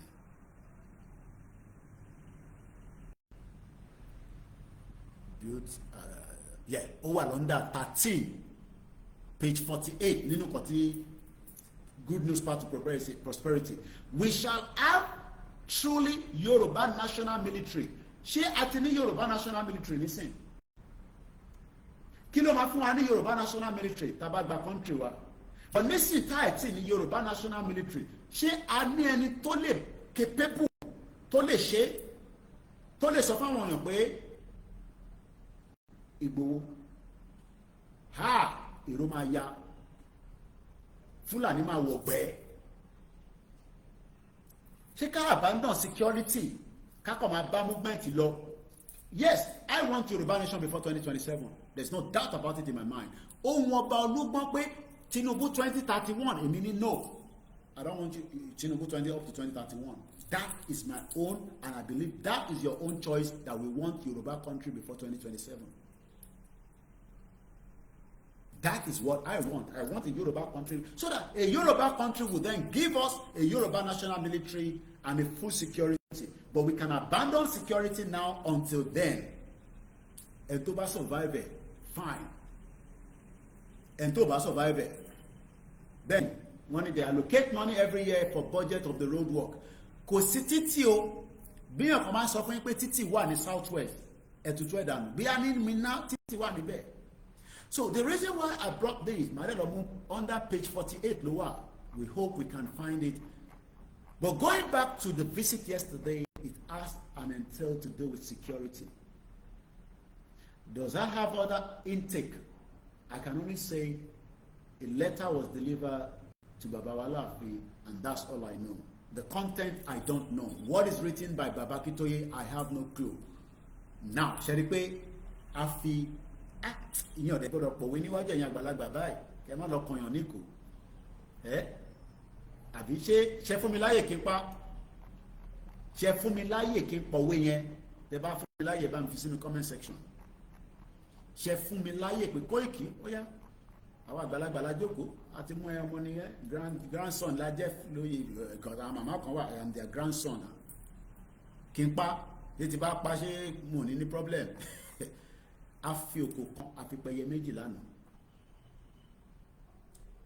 But we are humans that wants to know everything. Nígbà tí ma fi jí mo yá ìsìn wọn ní Ìgbòho lọ sí Alaafin pé rọlọ́npa pé kò sí bàná ṣe bẹ́ẹ̀ rí ìgbà tó wọlé ẹ̀wọ̀n ní ó kàn wọlé jáde náà ni àwọn òní kankan kó dá Alaafin. Okay,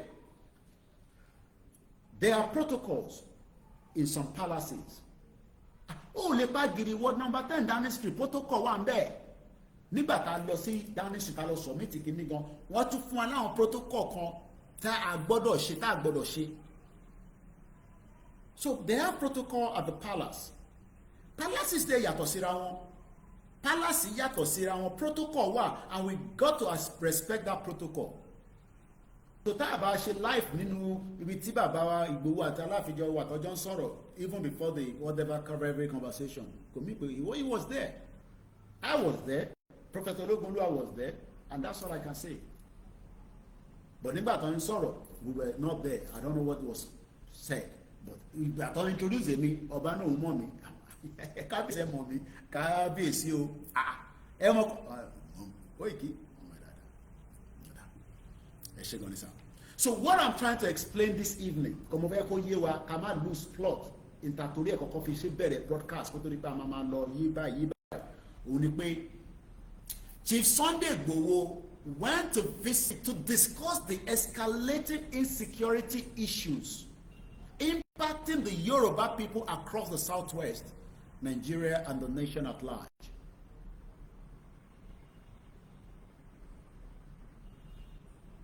Chief Sunday Igboho during the visit reiterated òyìnbó yẹn ti pọ̀ jù wọ́n ṣáà sọ pé on the safety and the well-being of Yorubas ẹ wá ní ẹ̀ like Chief Sunday Igboho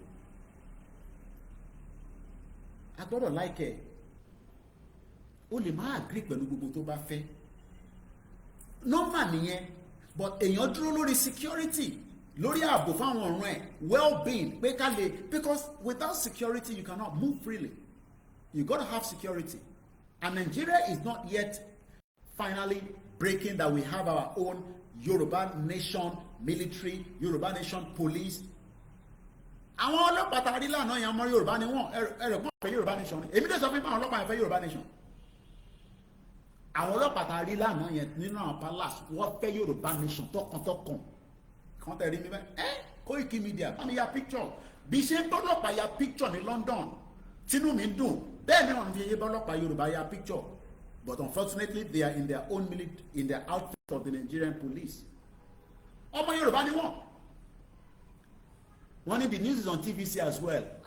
Èmi ò tí ì rí yẹn ṣé pé TVC ti gbé ṣe rí pé Yorùbá nation tẹ̀síwájú. Mọ̀ tó tún pè ní free publicity tí bá lọ bá TVC nísìnyí pé gbogbo tí mo sọ láti jọ TVC ò gbé but we went there on Yorùbá nation. Or we went there on security, wọ́n ní TVC ti gbé.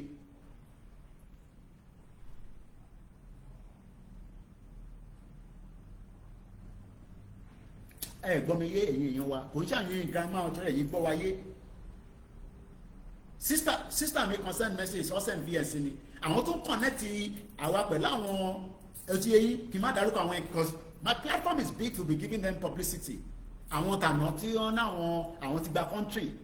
Wọ́n náà wọ́n lọ́tọ̀ wọ́n náà wọ́n sọ pé ṣìbẹ́ ẹ̀ bá ti sọ fún yín ẹ rí Ìgbòho wọ́n wò mí báyìí nísìnyí o wọ́n sọ fún sísítà mi ẹ̀ mọ́ láti pè wọ́n pé ẹ̀yin girama tẹ̀ ṣe ń fọ́lọ̀ gbogbo àwọn nọ́ńsẹ̀nsì yẹn èmi wà nílẹ̀ báyìí kò sí àwọn tó ń jẹ́ pé ẹ ti gba country ṣé security problem wà ó wà ta ló lè bá wa lọ bá àwọn ọba sọ wọ́n gbólóyè dìde that's all. Ọba Olugbon wa náà wọ́n fẹ́ kí Tinubu di kí lè fẹ́ kí tọ́ba Olugbon sọ Ọba Olugbon is also a close person to Tinubu we know that but he's also a Yoruba king that represents every one of us and àwa lọ gbé problem pé security o bàbá bí olóyè tẹ̀ wá sílé fún security nínú Germany tó wà yẹn pẹ̀lú Koiki Media àdé máa sọ fáwọn èèyàn ẹ ṣe báyìí ṣe báyìí. Is that not what we told Babawa Ooni of Ife ní summit tó ṣe? Ẹ bá wa sọ̀rọ̀ security náà ká tó di pé a máa délẹ̀ lérí. Bí Ọ̀ọ̀ni bá náà wọ́n fẹ́ Yorùbá nation, àwa fẹ́ Yorùbá nation. Kódà bí Aláàfin náà bá náà wọ́n fẹ́ Yorùbá nation, ó fẹ́ kí n sọ tó ṣẹlẹ̀ nulẹ̀ lánàá. Ìyẹn ò ṣe sọ síta. Bẹ́ẹ̀ni, àwa palace lánàá mọ́ mi.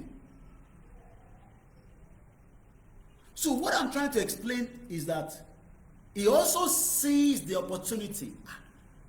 Ìyẹn mo ṣe ní ìyẹn á lọ bì kan wàá fokò kan àfipẹ̀yẹ méjì. Ṣé kókó sọ̀rọ̀ security kò máa kúrò mbẹ̀? He would also discuss some other issues. Mọ̀ nísìn o ti gbọ́ lọ́dọ̀ Koiki nísìn mo ní lẹ́tà ó mọ̀ pé show lẹ́tà yẹn ká tó wọlé.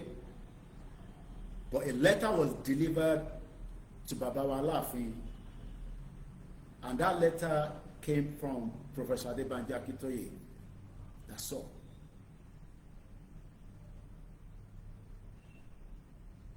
I can't give you anything more than that in terms of letters are considered British now, I don't know. But what I'm trying to explain is that nígbà tó lóye wá débẹ̀ ṣé kó lóye kó sọ pé security kó má sọ̀rọ̀ wanted. No, ṣẹlẹ́wọ̀n ló lóye ni. He's not a criminal. So he also talked about why and reason to ṣe fi wọn sí wanted. Nàìjíríà dẹ̀ nìkan ló ṣe bẹ́ẹ̀. Olóyè ò sí lórí wanted Interpol tó bá gbọ́ mi. àbí tẹ́ ẹ̀ bá gbọ́ mi torí kí n má rò pé tó bá kan ní Koiki ò tẹ̀ nílẹ̀ ò tẹ̀ lẹ́kọ̀ọ́ àwọn olóńgbà sọ̀rọ̀ Yorùbá dé gan tẹ́ ẹ̀ bá gbọ́ mi dáadáa olóyè ò sí lórí Interpol ó ti wá London ó dẹ̀ ti lọ àwọn òun tó fi lọ kò ń ṣe lẹ́wọ̀n kò ń ṣe ọ̀daràn kò dẹ́ kódà èèyàn kan ní Koiki tó bá ń sọ̀rọ̀ Gumi dáadé àṣẹ́rẹ́ tó nílẹ̀ àkáyé pọ̀ gan bàbá yẹn ní tó bá ń sọ̀rọ̀ Gumi máa jẹ́ ká mọ̀ pé wọ́n jẹ́ kí Gumi wọ Saudi Arabia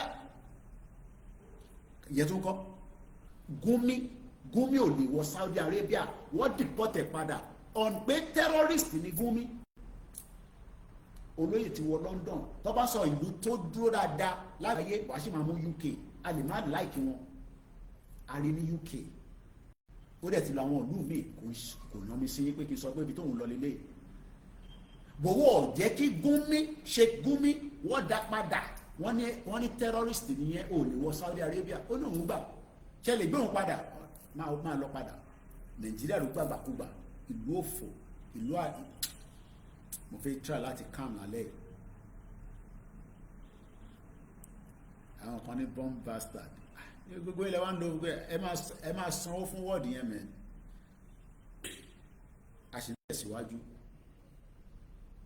He also sees the opportunity to address his personal legal situation. Olóyè win ni wọ́n ní Benin Republic, ó win ni wọ́n ní ECOWAS court, ó win ni wọ́n nínú Nàìjíríà kí ló tún kù. In every case in this life, President Trump today ó ti review àwọn kéèsì kan tí táwọn ṣe tó ní no òun ò gbà ẹ fi wọ́n sílẹ̀. Ṣé rántí àwọn tó lọ bọ́ọ̀sì Washington DC ṣé capital hill ẹ̀ ń pè èyí tẹ́ wà lamẹ́ríkà ṣe rántí ẹ̀yin yẹn wà tẹ́ wà lamẹ́ríkà mà ẹ wà lamẹ́ríkà sà àtẹ̀yìn tẹ́ bá fọ́ ẹ̀nù kémi journalist èmi náà rántí mọ́ ṣe rántí pé Trump nígbà tó dé ó ní kó lọ tú gbogbo wọn sílẹ̀ ta ló fi wọ́n síbẹ̀ Biden lóòótọ́ a mọ̀ pé èèyàn àwọn Trump náà wà lára àwọn yẹn náà ṣé Tinubu ò ní power láti fi Ìgbòho sílẹ̀ ni ìyẹn President Bọ́lá Tinubu akọ̀pọ̀nlé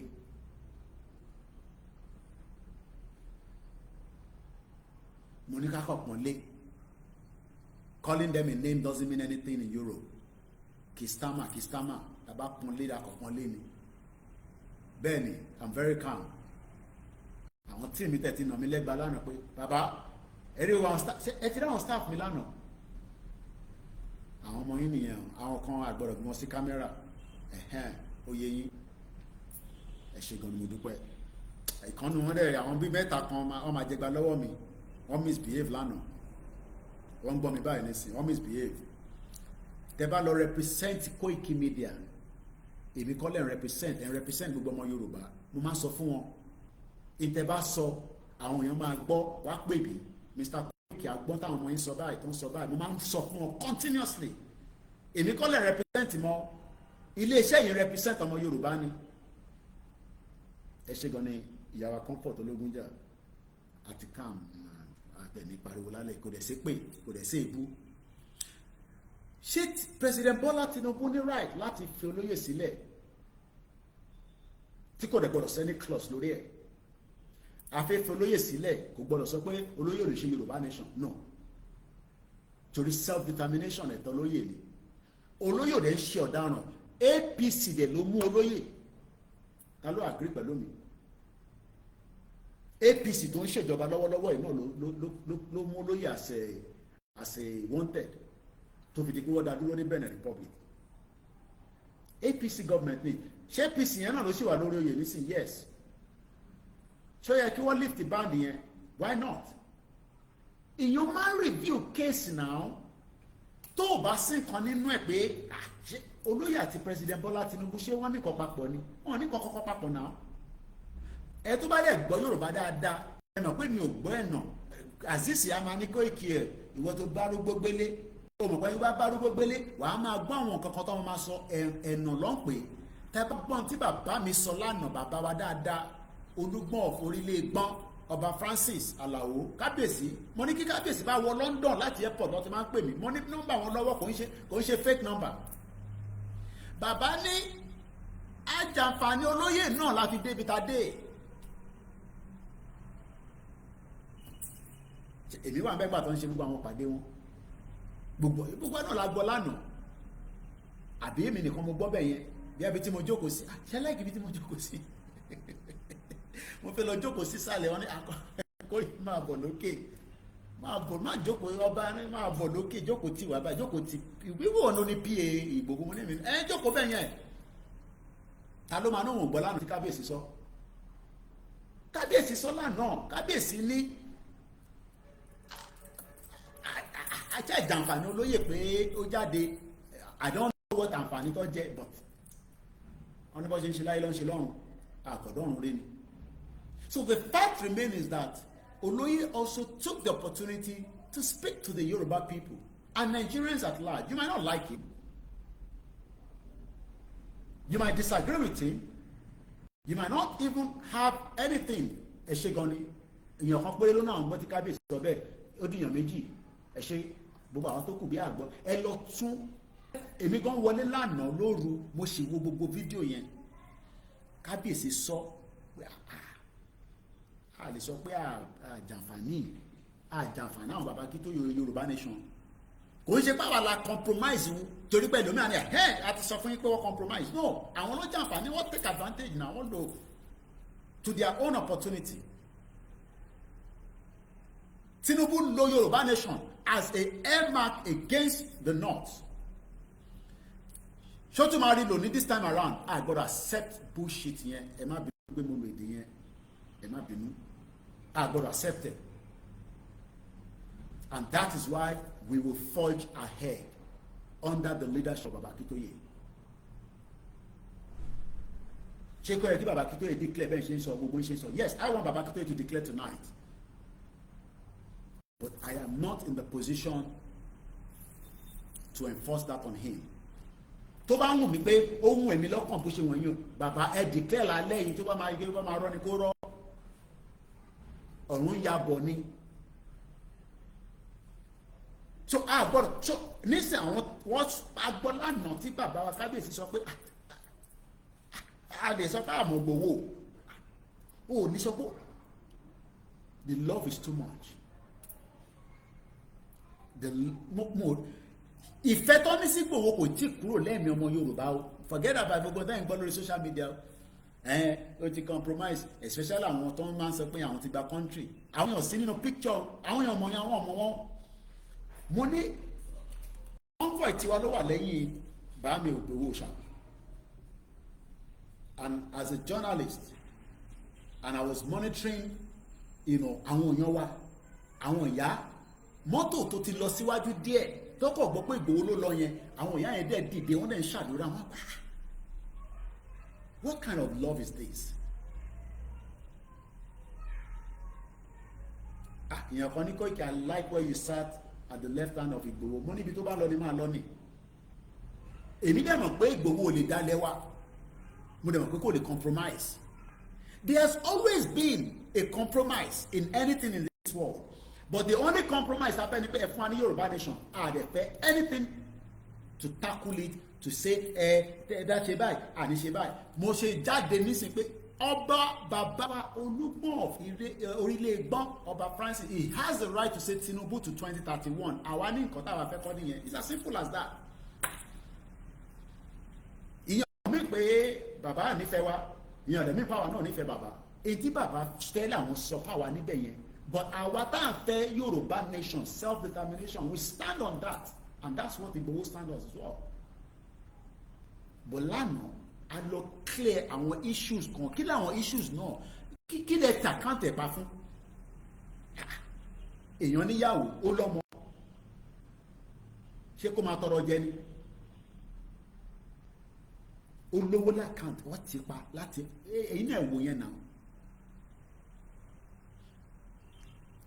Kọ́ọ̀tì ní kọ́ fún ní 20 billion ìyẹn mo ṣe ní kò sí kéèsì tí president kan bá dé tó lè review but ṣé Tinubu fẹ́ wá di pé ẹ ti bá cross the hurdles after 2027 màá wá review kéèsì Ìgbòho kí ló dé tí kò lè review ẹ̀ nísìn if Tinubu was honest and is loyal to Yoruba people I mean Tinubu can review the case of Igboho all he needs to do is just call the AGF. Àwọn case wo ló wà nílùú yìí tó dàbí pé ó ní net, ó ní a lot of things entangled to it. Ẹ jẹ́ bá mi love program, ẹ bá mi share. The numbers of the thumbs up is not helping. And that's why I said, ẹni tó fẹ́ lo fídíò mi, I have the right to tell you to credit it and say, mo ní kó fún mi lówó. But no killing, mo fi máa rí credit to Koiki Media. If you can't do that, leave my video alone. You don't have to use it. Èmi ò lè jókòó sórí chair báyìí fún 3 hours tí mo engage àwọn èèyàn wa tá à ń sọ̀rọ̀ kẹ́ wá lo fídíò yẹn kẹ́ má lè kọ́ tókè ẹ tẹ́ bá ẹ̀yìn kúkú kọ́ lẹ́ni èmi mo ń ṣiṣẹ́ fún yín ni mo ń ṣiṣẹ́ fún yín o.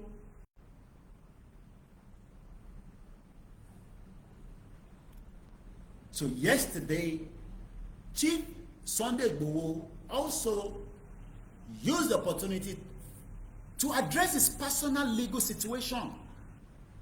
Ṣé torí pé ó ń ṣe Yorùbá nation nísìn kò ní personal, gbogbo ala ní personal issues tiwa, èmi ní tèmi ẹ̀yin ní tiyín.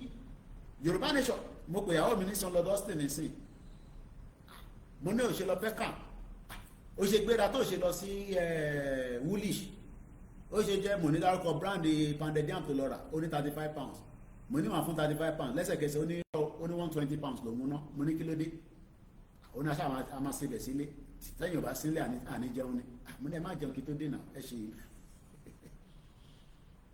So what we are saying is that, does it mean that because Igboho is doing Yoruba nation, he must not address his personal issues?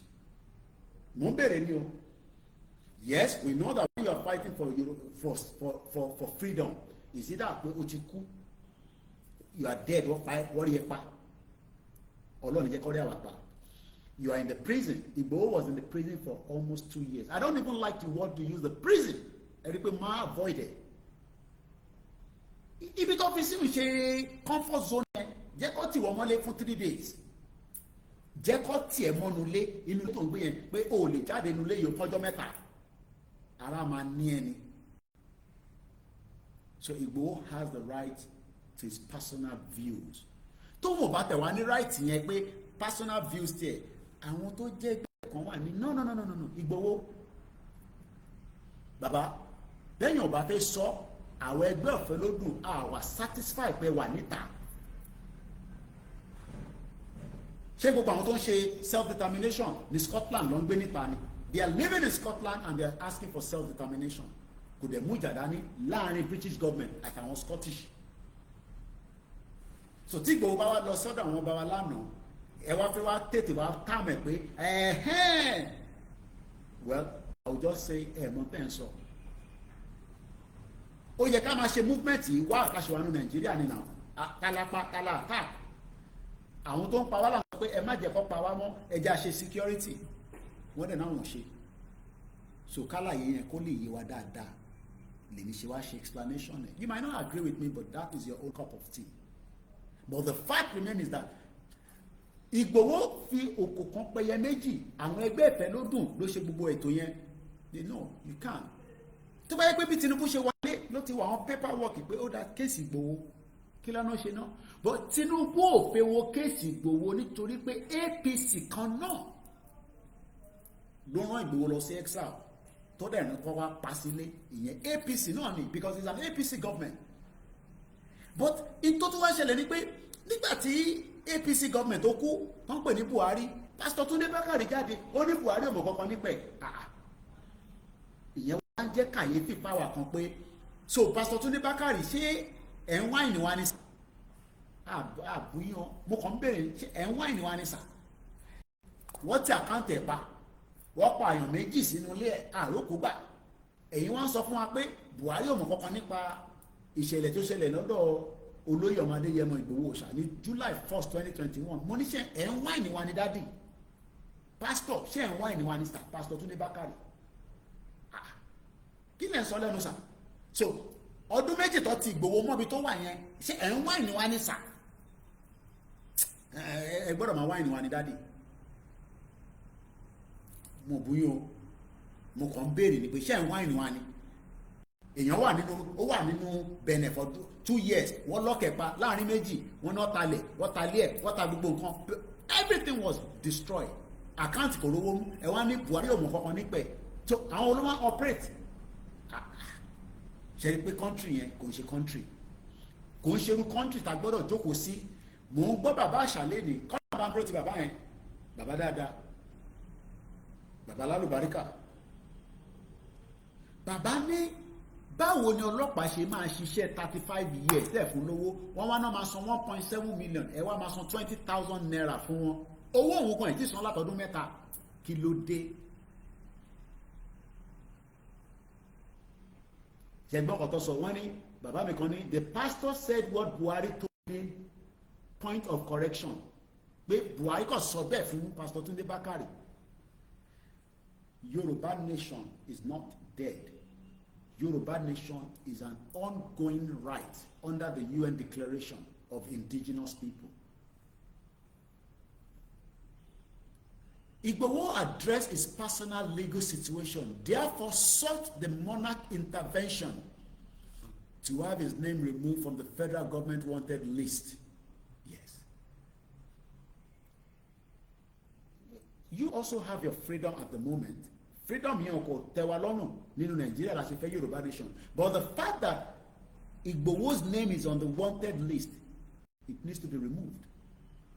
It is right. Kí ló ṣe? What is his offense? Kí offense to commit? And I want to drop the audio quickly. Chief Sunday Adeyemo also expressed his gratitude to the Yoruba monarch for their unwavering support during his past challenges. Lóòótọ́ ọba Alaafin ṣe wọlé ní ọ̀wọ́n ní bàbá ní no problem Igboho fi wá yọjú sí mi ilé ló wà. Ìyẹn lọ́ọ́ ṣe ní ilé ọmọ kì í bá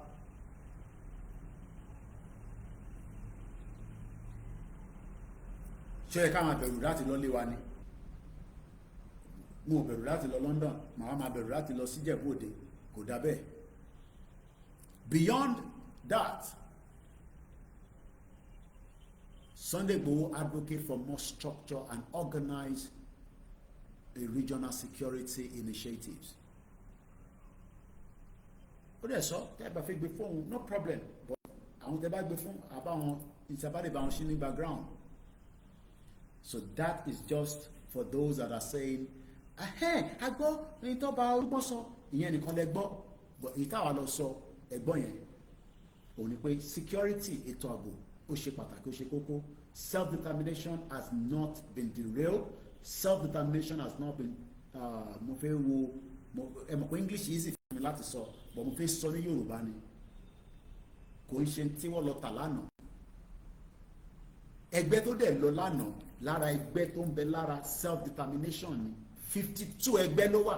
Ẹgbẹ́ kan rẹ̀ lè wá sọ pé torí àgbé Ìgbòho lọ sí ọ̀dọ̀ kábíyèsí o dáàmì pé gbogbo Yorùbá nation ti tán. Ẹgbẹ́ bẹ́ẹ̀ dáadáa. Mo lè dúpẹ́ lọ́wọ́ president wọn Gani Alágbàlá ẹ̀gbọ́n mi dáadáa. Ẹgbẹ́ tí ó gbé gbogbo wa dìde lọ lánàá wọ́n lè wá sọ nísìnyí pé nítorí pàtí lọ sí Aláàfin Koiki ó ti débẹ̀ náà òyìnbó ọ̀nà ṣáà débẹ̀ Yorùbá nation ti tán. Ìyẹn mo ṣe ní àlàyé ó wà very very important because àlàyé ò kì í yé wa. Èèyàn kan ní I wonder when he said till 2031 OBI face up I wonder why a ṣe máa bí kábíyèsí pé why kábíyèsí sọ táwọn fẹ́ ni. He said what he wanted. He wants Tinubu to be there to 2031. I said I don't want Tinubu to be there to 2031. Back to me, but I didn't say that to Kabiyesi. But I'm saying that right now because I didn't have the privilege to speak. And I'm sure that is the wish of millions of Yoruba people that want, as indigenous people. Kabiyesi ò dispute that kì í ṣe Yoruba nation. Wọ́n the dispute pé kò ní right láti fẹ́ pé a fẹ́ country tiwa. Wọ́n dispute yẹn o. I'm sure nothing came out of such conversation lánàá. Kabiyesi ò sọ pé Yoruba nation tẹ́ ẹ̀ fẹ́ yìí kò lè possible. But the question is, must we wait till 2031? Because Toban ti kọ́ Tinubu for 2031. That means they are telling us that we remain in Nigeria for another 4 years because gbogbo campaign ló ń ṣe lọ́wọ́ nísìn wọn ní any governance kankan tó fi ṣe mọ́ wọ́n tẹ̀tún náà tún yáwó ó ń yáwó rẹpẹtẹ báyìí. So that is on the issue that I've come to address to start with. Itobako Damafe Sonisi, we continue the conversation. I'll open the phone line and I'll let you to come in. Yes, Kabiyesi is being diplomatic in his approach. Lóòótọ́ ẹ̀gbọ́n tí bàbá wa Alaafin sọ, I am not privileged to also come and tell you anything that was spoken in the palace. That's all. But lágbára Ọlọ́run èsì ayọ̀ la máa gbọ́ lọ́tùn lósì. Baba Olugbon sọ pé by 48 hours they will do what is needful for chief request. Their own request. Baba Kitoye sọ pé request yẹn àti accept ẹ o torí ẹ fi fún wa ní request Olóyè Igboho. But like I said, letter was also delivered to Baba Alaafin lánàá. And for those that are saying that àrí Olóyè àrí video, yes, videos in that kind of protocol is not permitted. There are protocols. There are different protocols across different palaces. But the pictures have been released by Koiki Media just about a few hours ago, and I'm sure it's all circulating, and that is the official one from the palace. I had cameras. Kódà tẹ́ bá rántí pé bàtà fi wọlé, mo ń sọ pé are we allowed to bring phones and cameras in, and right there tẹ́ bá lọ gbọ́ fídíò kan tí ó ń circulate lára àwọn fídíò yẹn gbọ́ tó sọ pé no. So the question then is, we only have to accept that it is the protocol, and there's nothing wrong in that. It's just that protocol needs to be followed. So this is Koiki Media. Eba audio yipade ejo eba mi visita. Now let's come back to Nibolade and how far are we moving? We're moving at a very good pace. Can we achieve a Yoruba nation before 2027? Ìbéèrè tí mo fẹ́ bi gbogbo wa nìyẹn. Ǹjẹ́ a lè gba Yoruba nation country kó tó di 2027? Can we achieve it? Mo kí gbogbo èèyàn wa pátá, Asabere Entertainment, mo kí ìyá wa Rukayat Ọmọwùnmí, bàbá wa Adams, ẹ ṣé gan ni ìyá wa Lára Ọlábọ̀dé grandma, mo kí yín Káyọ̀dé, mo kí gbogbo ọmọ Yorùbá tó rìnrìn àjò pẹ̀lú wa lánàá. Ìlú wo lẹ ti wá lánàá? Bá mi fi sínú comment section. Bàbá wa ní bàbá Rufai ní yes, Koiki is possible pé ká gba Yorùbá country wa before 2027. Tábà máa gba Yorùbá nation before 2027. What more la ní láti add mọ́ nǹkan tá a ti ń ṣe bọ̀? Wọ́n fi jẹ́ kó possible. Ẹni tó bá fi pè wọlé studio number lo StreamYard because mo ń ṣe ọ̀pọ̀lọpọ̀ iṣẹ́ lórí system mi, so mo kàn focus Facebook nìkan sórí laptop, àwọn ibi tó kù phone nìkan ni mo ń lò. So ẹni tó bá ní studio number, Baba Fatai Ailara, wọ́n ní Chief Sunday Igboho must be in charge of the Southwest Security Government, just like Tompolo Asaridoku was in charge of the security of their region. Yawa Victoria, with good steps we can achieve it. Moki gbogbo ọ̀nà àwọn wá láti Ògbómọ̀ṣọ́, so that means pé ṣe padà wá sí Ìbàdàn ẹ tún wá tẹ̀lé wa padà lọ àbẹ́kọ̀ dúró dè wá ní Ògbómọ̀ṣọ́. Ilẹ̀ Yorùbá fine gan. Mo kí bàbá wa Isaac Makanjuola, mo kí bọ́ ìtawà lórí YouTube. Bàbá wa Ayọ̀dèjì ní yes, Koiki, Yorùbá nation must be done before 2027. Audience ń download lọ́wọ́. Ìbéèrè tí mo ń béèrè yẹn, tabarẹ́ni tó pè wọlé òkè call tí ń bọ̀, ẹ jẹ́ ká tètè máa gbà wọn calls yẹn. Ẹ máa gbàgbé jọ, ẹni sùúrù. Ẹrù tá a fi gbà, ẹrù yẹn ti ń di almost 4 days nísìn. Àti owó díẹ̀ tí mo náà rí yẹn bí 200,000. Owó tá a fẹ́ fi gbẹrù yẹn is about 675,000 naira. Ìdajì ẹrù yẹn àbí 1/4 ẹrù yẹn kékeré díẹ̀ lẹ́rù tèmi tó wà nínú ẹ̀. Oúnjẹ tá a kọ́ máa jẹ tẹ́ bá wọ́n fi wà láfíríkà bíbá ẹni. Gbogbo tó wà nínú ẹ̀ pátá iṣẹ́ Yorùbá nation ni. Ẹ má fi dá mi. ẹ máa ká àwọn tó ní kágò máa pè mí láti ọ̀la nísìn pé àtúmọ̀ máa san subcharge ẹ jọ 5,000 10,000 mo mọ̀ pé owó yìí à ń ná lójoojúmọ́ àdẹ̀sẹ̀ náà kan tán gbogbo ẹ̀yìn tẹ́ná mo kí ẹ òmeyọ̀ ẹ jọ ẹ support mi ká fi gbẹrù yẹn jáde tàbá gbà jáde ẹ rí fídíò gbogbo tó wà nínú ẹ pátá àfihàn yìí oúnjẹ tó wà ń bẹ́ẹ̀ gan mo lè fi wọ̀nyí oúnjẹ tí máa máa jẹ ní gọ̀mù tí padà lọ London Africa dùn ẹ̀gbọ́n mi láti Dublin mo ní Africa dùn ọ̀nà ọ̀kọ̀ dání ẹ̀gbọ́n sókè ẹ ti wọlé gbogbo ọmọ Yorùbá pátá ẹ gbọ́dọ̀ pè lálẹ́ ìkágbóyún ẹ̀gbọ́n sókè sà. ẹ ṣe gan ni ẹ ṣe àmì Jésù Kristi ẹ ṣe gan ni ẹ ṣe. Amen.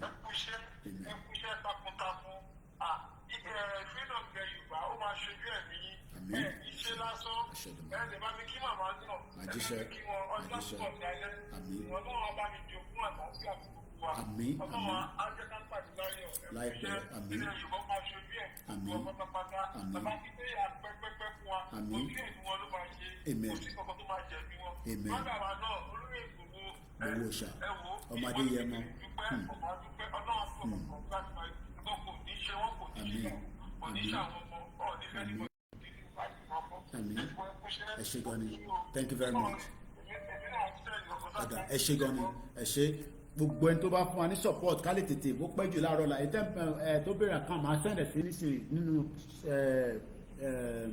comment section account number yẹn náà kò yí padà First Bank 3096808848 ní kíyàn kan mú sílẹ̀ bí gbogbo wa bá já síbẹ̀ àti ní díẹ̀ ta níyẹn kò tó 200,000 ẹ̀mọ̀pá tó tún ṣènáwó lánàá mọ́tò kan tó break down ní Ìbàdàn báyìí tó ń fix lọ́wọ́ báyìí so studio number fáwọn tó ń béèrè kó tó di pé a gba the next caller studio number yẹn òun ló parí pẹ̀lú 917 but +447404405917 a máa post ẹ̀ sínú comment section gbogbo yín ni kẹ́ wá pè èyí tẹ́ wá lánàá náà and I'm not gonna ẹni sùúrù bàbá mi Adams I am not gonna sit here and àní sọ pé kẹ́ wá bẹ̀ kẹ́ wá bú ọba àní ṣe yẹn o but any right láti béèrè àwọn ìtòyè yín ibi tí ní àjò yín lọ àti pé ìtẹ̀rí lánàá ṣó ó make a big impact in the last mo lè sọ pé nígbà wọn ni chief ráyè tó lọ débẹ̀ I think ìgbà tó lọ sìnkú ìyá wọn so kí lẹ́yìn rí lánàá kí nìkan tó lè yẹn mo ṣe bẹ̀rẹ̀ pé ṣé a lè ṣèrí Yorùbá nation gbà ní 2027 I believe it can be possible mo fẹ́ kí bàbá kí tó yẹ declare lálẹ́ bó ṣe wù mí nìyẹn kọ́ declare kí gbogbo sùúrùtù ló máa ṣẹlẹ̀ kó ṣẹlẹ̀ ọ̀run ya bọ̀ ní kò sí nǹkan tó fẹ́ ṣẹlẹ̀ and the love is too much bàbá mi torí mo fẹ́ ìfẹ́ ìtẹ́ ìpínlẹ̀ fẹ́ bá mi sọ̀rọ̀ nísìn ẹ̀yin lẹ́ni the next few hours tó kù tí a máa fi parí ètò àyàmíẹ́ iṣẹ́ tí mo wá ṣe láfíríkà ni mo ṣe yo so àyè gbà wá tábà ṣáà ti pariwo tí ẹ̀gbẹ́ táìmù lẹ́sẹ̀ aago táìmù kan náà la jọ ń lò nílẹ̀ Yorùbá àtẹ̀yìntẹ̀wọ̀n London 8 iṣẹ́ lò ní ẹgbẹ́ òsókè bàbá mi Adam Smart ẹgbẹ́ òsókè sà gbogbo account number a máa post ẹ̀ síta àti telephone number fẹ́yìntẹ̀fẹ́ support àtẹ̀yìntẹ̀fẹ́ pè ẹgbẹ́ òsókè sà. Ẹ káàbọ̀ sà. Ọlọ́run yìí kò ń ṣàwà Ọlọ́run ó rẹ ọ ẹ má parọ́ gbogbo bọ́dì báyìí gbogbo bọ́dì báyìí gbàdúgbẹ́ fọlọ́run àmín àmín àmín Jésù Kristi àmín èmi ni ẹ sà.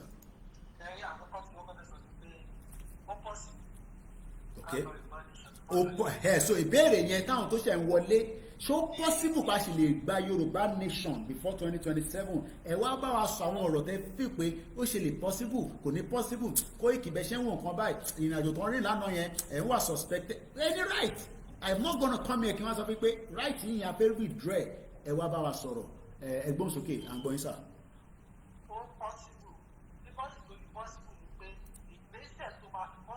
Ẹ̀yin lẹ́ni the next few hours.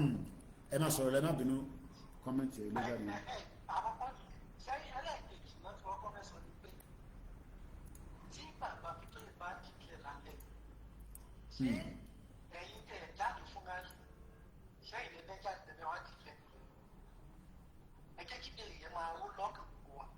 Okay.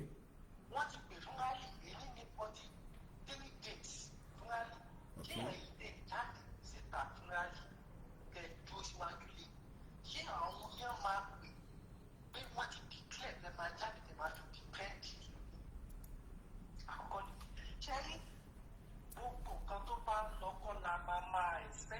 wọ́n máa wá sọ fún wa. Kì í ṣe gbogbo tó bá ń lọ. Sígbà tí olóyè pọ̀ lánàá, ṣé wọ́n sọ fún ipá òun? Ṣé Mr. Koiki sọ fún apá òun? Àìní kan ṣe àyẹ̀wò ọ̀rọ̀ sọ làwọn tó tún sọ̀rọ̀ lórí nǹkan tó ń sọ ni. Torí ní ọjọ́ Monday, President Peludo ti sọ fún wa pé àwọn ò bá ọ̀rọ̀ ìbánisọ̀ lọ. Ohun tó ń bá lọ, àtẹni tó fẹ́ ìbánisọ̀, àtẹni tí ò fẹ́, àtẹni tí ò láìkí ẹ̀, tí ò sì fẹ́ kọ̀ sí ti. Àwọn ọmọ Yorùbá ló jẹ wá lókun làbàdàn. So gbogbo tó bí kábíyèsí gbogbo fúnbalẹ̀ bóyá dé o. Gbogbo tó ràn kan bá sọ opinion tí wọ́n nílẹ̀ ẹ̀ lè fi challenge wọn sí. Tí ẹ bá wá fún ọ̀rọ̀ tí bàbá Olugbon sọ, ìlú ẹ̀ máa ti rí i pé wọ́n wà lẹ́yìn wa bọ́. Wọ́n tá a bá lọ síbẹ̀. Ẹ̀yin ò gbọ́ ìgbẹ́ ẹ̀gbọ́n tí olóyè sọ. Kẹ wá gbọ́ èsì tí bàbá Olugbon kábíyèsí Olugbon náà kì í fún olóyè pẹ̀lú nǹkan tán bá lọ. Ẹ gbọ́ yìí. Torí àwọn sọ pé tó bá jẹ́ ti security. Between 48 hours, àwọn máa sọ bí ìlẹ́kùn gbogbo àwọn iṣẹ́ àpá. Fún gbogbo àwọn tó jẹ́ gómìnà. Àwọn governors forum. Okay.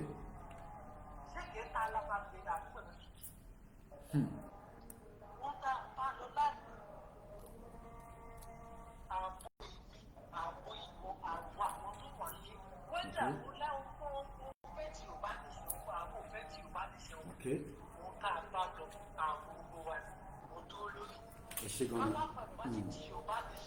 Okay.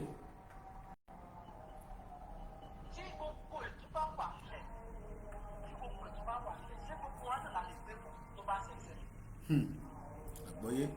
Ṣé àádọ́ máa ń jà káwọn ìjà àìlà jà? Sáà ní ẹlẹ́sọ̀ àpò tó lè dàgbò wá ní. Àwọn tó yẹ kó wà lẹ́yìn ìráìsẹ̀ tó kàn wọ́n ni bàbá ti gbé. Àtìlẹ́ tó dání wa, oníkìkẹ́ tún máa yẹ̀wò lọ́wọ́ wọn, ẹ jẹ́ ká máa dání wa. Ó sípò. Ẹ jẹ́ kí n play devil advocate ní. Ẹ mọ̀ pé àwọn èèyàn ti rí oríṣiríṣi tó ti ṣẹlẹ̀ nínú ìrìn àjò ilé ayé. Ìrìn àjò tó tún lọ rìn yìí ṣé kò ṣe pé ó ti ń fẹ́ ní kọ́lọ́fí lórí ìrìn àjò Yorùbá nation nínú ìyẹn tó ń kọ́ táwọn èèyàn bá ń ronú lọ bẹ́ẹ̀ ń kọ́. Mo gbọ́ sà. Ẹni tó bá ṣe tẹ̀lé Yorùbá nation táwọn lé tó sì nígbàgbọ́ nínú bàbá Akíntóyè tó ń darí wa pẹ̀lú gbogbo nǹkan bèrè tó ti ń ṣe jáde tá wọ́n ta tó kàn bá wa lójijì. Kò yẹ ká ti ṣe iyèméjì pẹ̀lú gbèsè tó gbé lánàá. Ọmọ òfìkì mo kí ẹ kálẹ̀ àríra lánàá. Ìjàngbara là ń jà. Ìjàngbara là ń jà. Inú ìjàngbara o tó dẹ̀ ṣe kókó jù tó wà ló sì kọ́kọ́ yí omi security ní ìjàngbara. So intense sọ nísìnyí pé nínú ìjàngbara náà ètò ààbò sì ṣe pàtàkì. Ètò ààbò ní òun ló kọ́kọ́ ṣe pàtàkì. Ètò ààbò ló kọ́kọ́ ṣe pàtàkì. Àwa ni ọmọ òfìkì. Ọ̀dà ẹja àtúgbọ́ tẹ̀lé ní náà. Ẹ ṣe gan ni torí kó lè kàlìbà rí enough calls mo dẹ̀ fi gba ọ̀pọ̀lọpọ̀ àwọn nọ́mbà tẹ́ máa pè sí fáyìn tí ẹ fẹ́ pè wọlé +44 WhatsApp lásán ni o ẹ save ó yẹ kí gbogbo ti èyí Koiki Media ẹ kẹ́ ti ní nọ́mbà mi lọ́wọ́ nísìnkẹ́ ṣé ó yẹ ká ṣe tún máa pe nọ́mbà fún yín ní àwòdà ẹ jẹ́ ká pè fún yín nọ́mbà tẹ́ máa pè sí òun náà ni +4474 0440591 mo ti ń fi nọ́mbà yẹn náà síta ẹ wá bá wa sọ̀rọ̀ ìtẹ̀gbọ́n lánàá ẹ bá mute background mọ́mì ẹ bá mute tẹ́ ń gbọ́ yẹn ti wọlé. Ẹ kálẹ́ Mr. Koiki. Ẹ kálẹ́ mà ẹ káàbọ̀ mà. Ẹ kú iṣẹ́ takuntakun. Adúpẹ́ mà. Ọlọ́run á pín in lérè tó dáa. Amen. Ẹ kú ìrìn àjò àná o. Àwa ni ẹ mà. Ṣé rí ìgbésẹ̀ tí wọ́n gbé lánàá yẹn? Àgbọ́yé. Ó ṣe yẹ kí wọ́n pè náà nìyẹn. Okay. Ẹ mọ̀ pé nǹkan kan ti wà lẹ̀ nípa CSI. A gbọ́dọ̀ tún jẹ́ kí wọ́n sọ pé ọ̀rọ̀ Yorùbá nation ni wọ́n bá lọ. Okay. Nítorí wọ́n ní the freedom wọn, wọ́n ní gbogbo ẹ̀. So ọ̀rọ̀ tí wọ́n gbé gbà pé ọ̀rọ̀ ààbò yẹn ìyẹn gan ló dáa jù. Okay. Nítorí pé ọ̀rọ̀ ààbò ó kan onílé, ó kan ará oko tó bá ti wà ní tó bá ti jẹ́ ọmọ Yorùbá àtàtà. So bí wọ́n ṣe lọ pé ètò ààbò nítorí pé wọ́n náà fún lọ́lá Bello. Láti ẹ̀ sọ pé a tó gba Yorùbá nation gan. Okay. Àwọn kan bá tó jẹ́ pé ó di dandan ká ṣe ògùn. Ètò ààbò ó di dandan. Kálá tá a bá lè rìn káàkiri tí ò sí wàhálà, ìrọ̀rùn máa wà. Okay. Nígbà tá a bá gba Yorùbá nation. Okay. Ìkejì, àwọn èèyàn á nídìí oúnjẹ. Okay. A nídìí oúnjẹ. Tó tí ààbò bá wà, àwọn olóko á lè lọ sóko. Àwọn èèyàn á lè ṣe, wọ́n á lè dáko. Okay. Ọ̀pọ̀lọpọ̀ oúnjẹ á wà yájú. Okay. Nítorí pé nígbà tí àwọn èèyàn sọ pé ẹ̀wọ̀n ní wọn dìgbà pé ká bọ́ síta ká máa jà, kàn ṣe gbogbo ẹ̀. Ṣé ẹni tí okun inú oúnjẹ ò sí inú ẹ̀? Ṣé tó bá bọ́ta ṣé kò ní wọlé padà? Okay. Ṣùgbọ́n gbogbo nǹkan tó yẹ kí akọ́kọ́ ṣe Christian ọ̀gbọ̀n Christian ni wọ́n máa ń pè ní ìdókè ní ìgbésẹ̀ Christian tẹ̀lé. Okay. Gbogbo ẹ̀ náà ni ètò tí wọ́n ń ṣe yìí. Tó bó ṣe yẹ kó wà náà nìyẹn. Nígbà tí wọ́n bá tí ààbò bá wà, tí a lè lọ sí oko lọ dáko. Àgbọ́yé tí mà. oúnjẹ pọ̀ yanturu. Àgbọ́yé. Èmi dẹ̀mọ̀ pé ní before 2027 kò sí nǹkan tó ní kò possible. Kí ló dé? Ìyẹn mo fi gbọ́.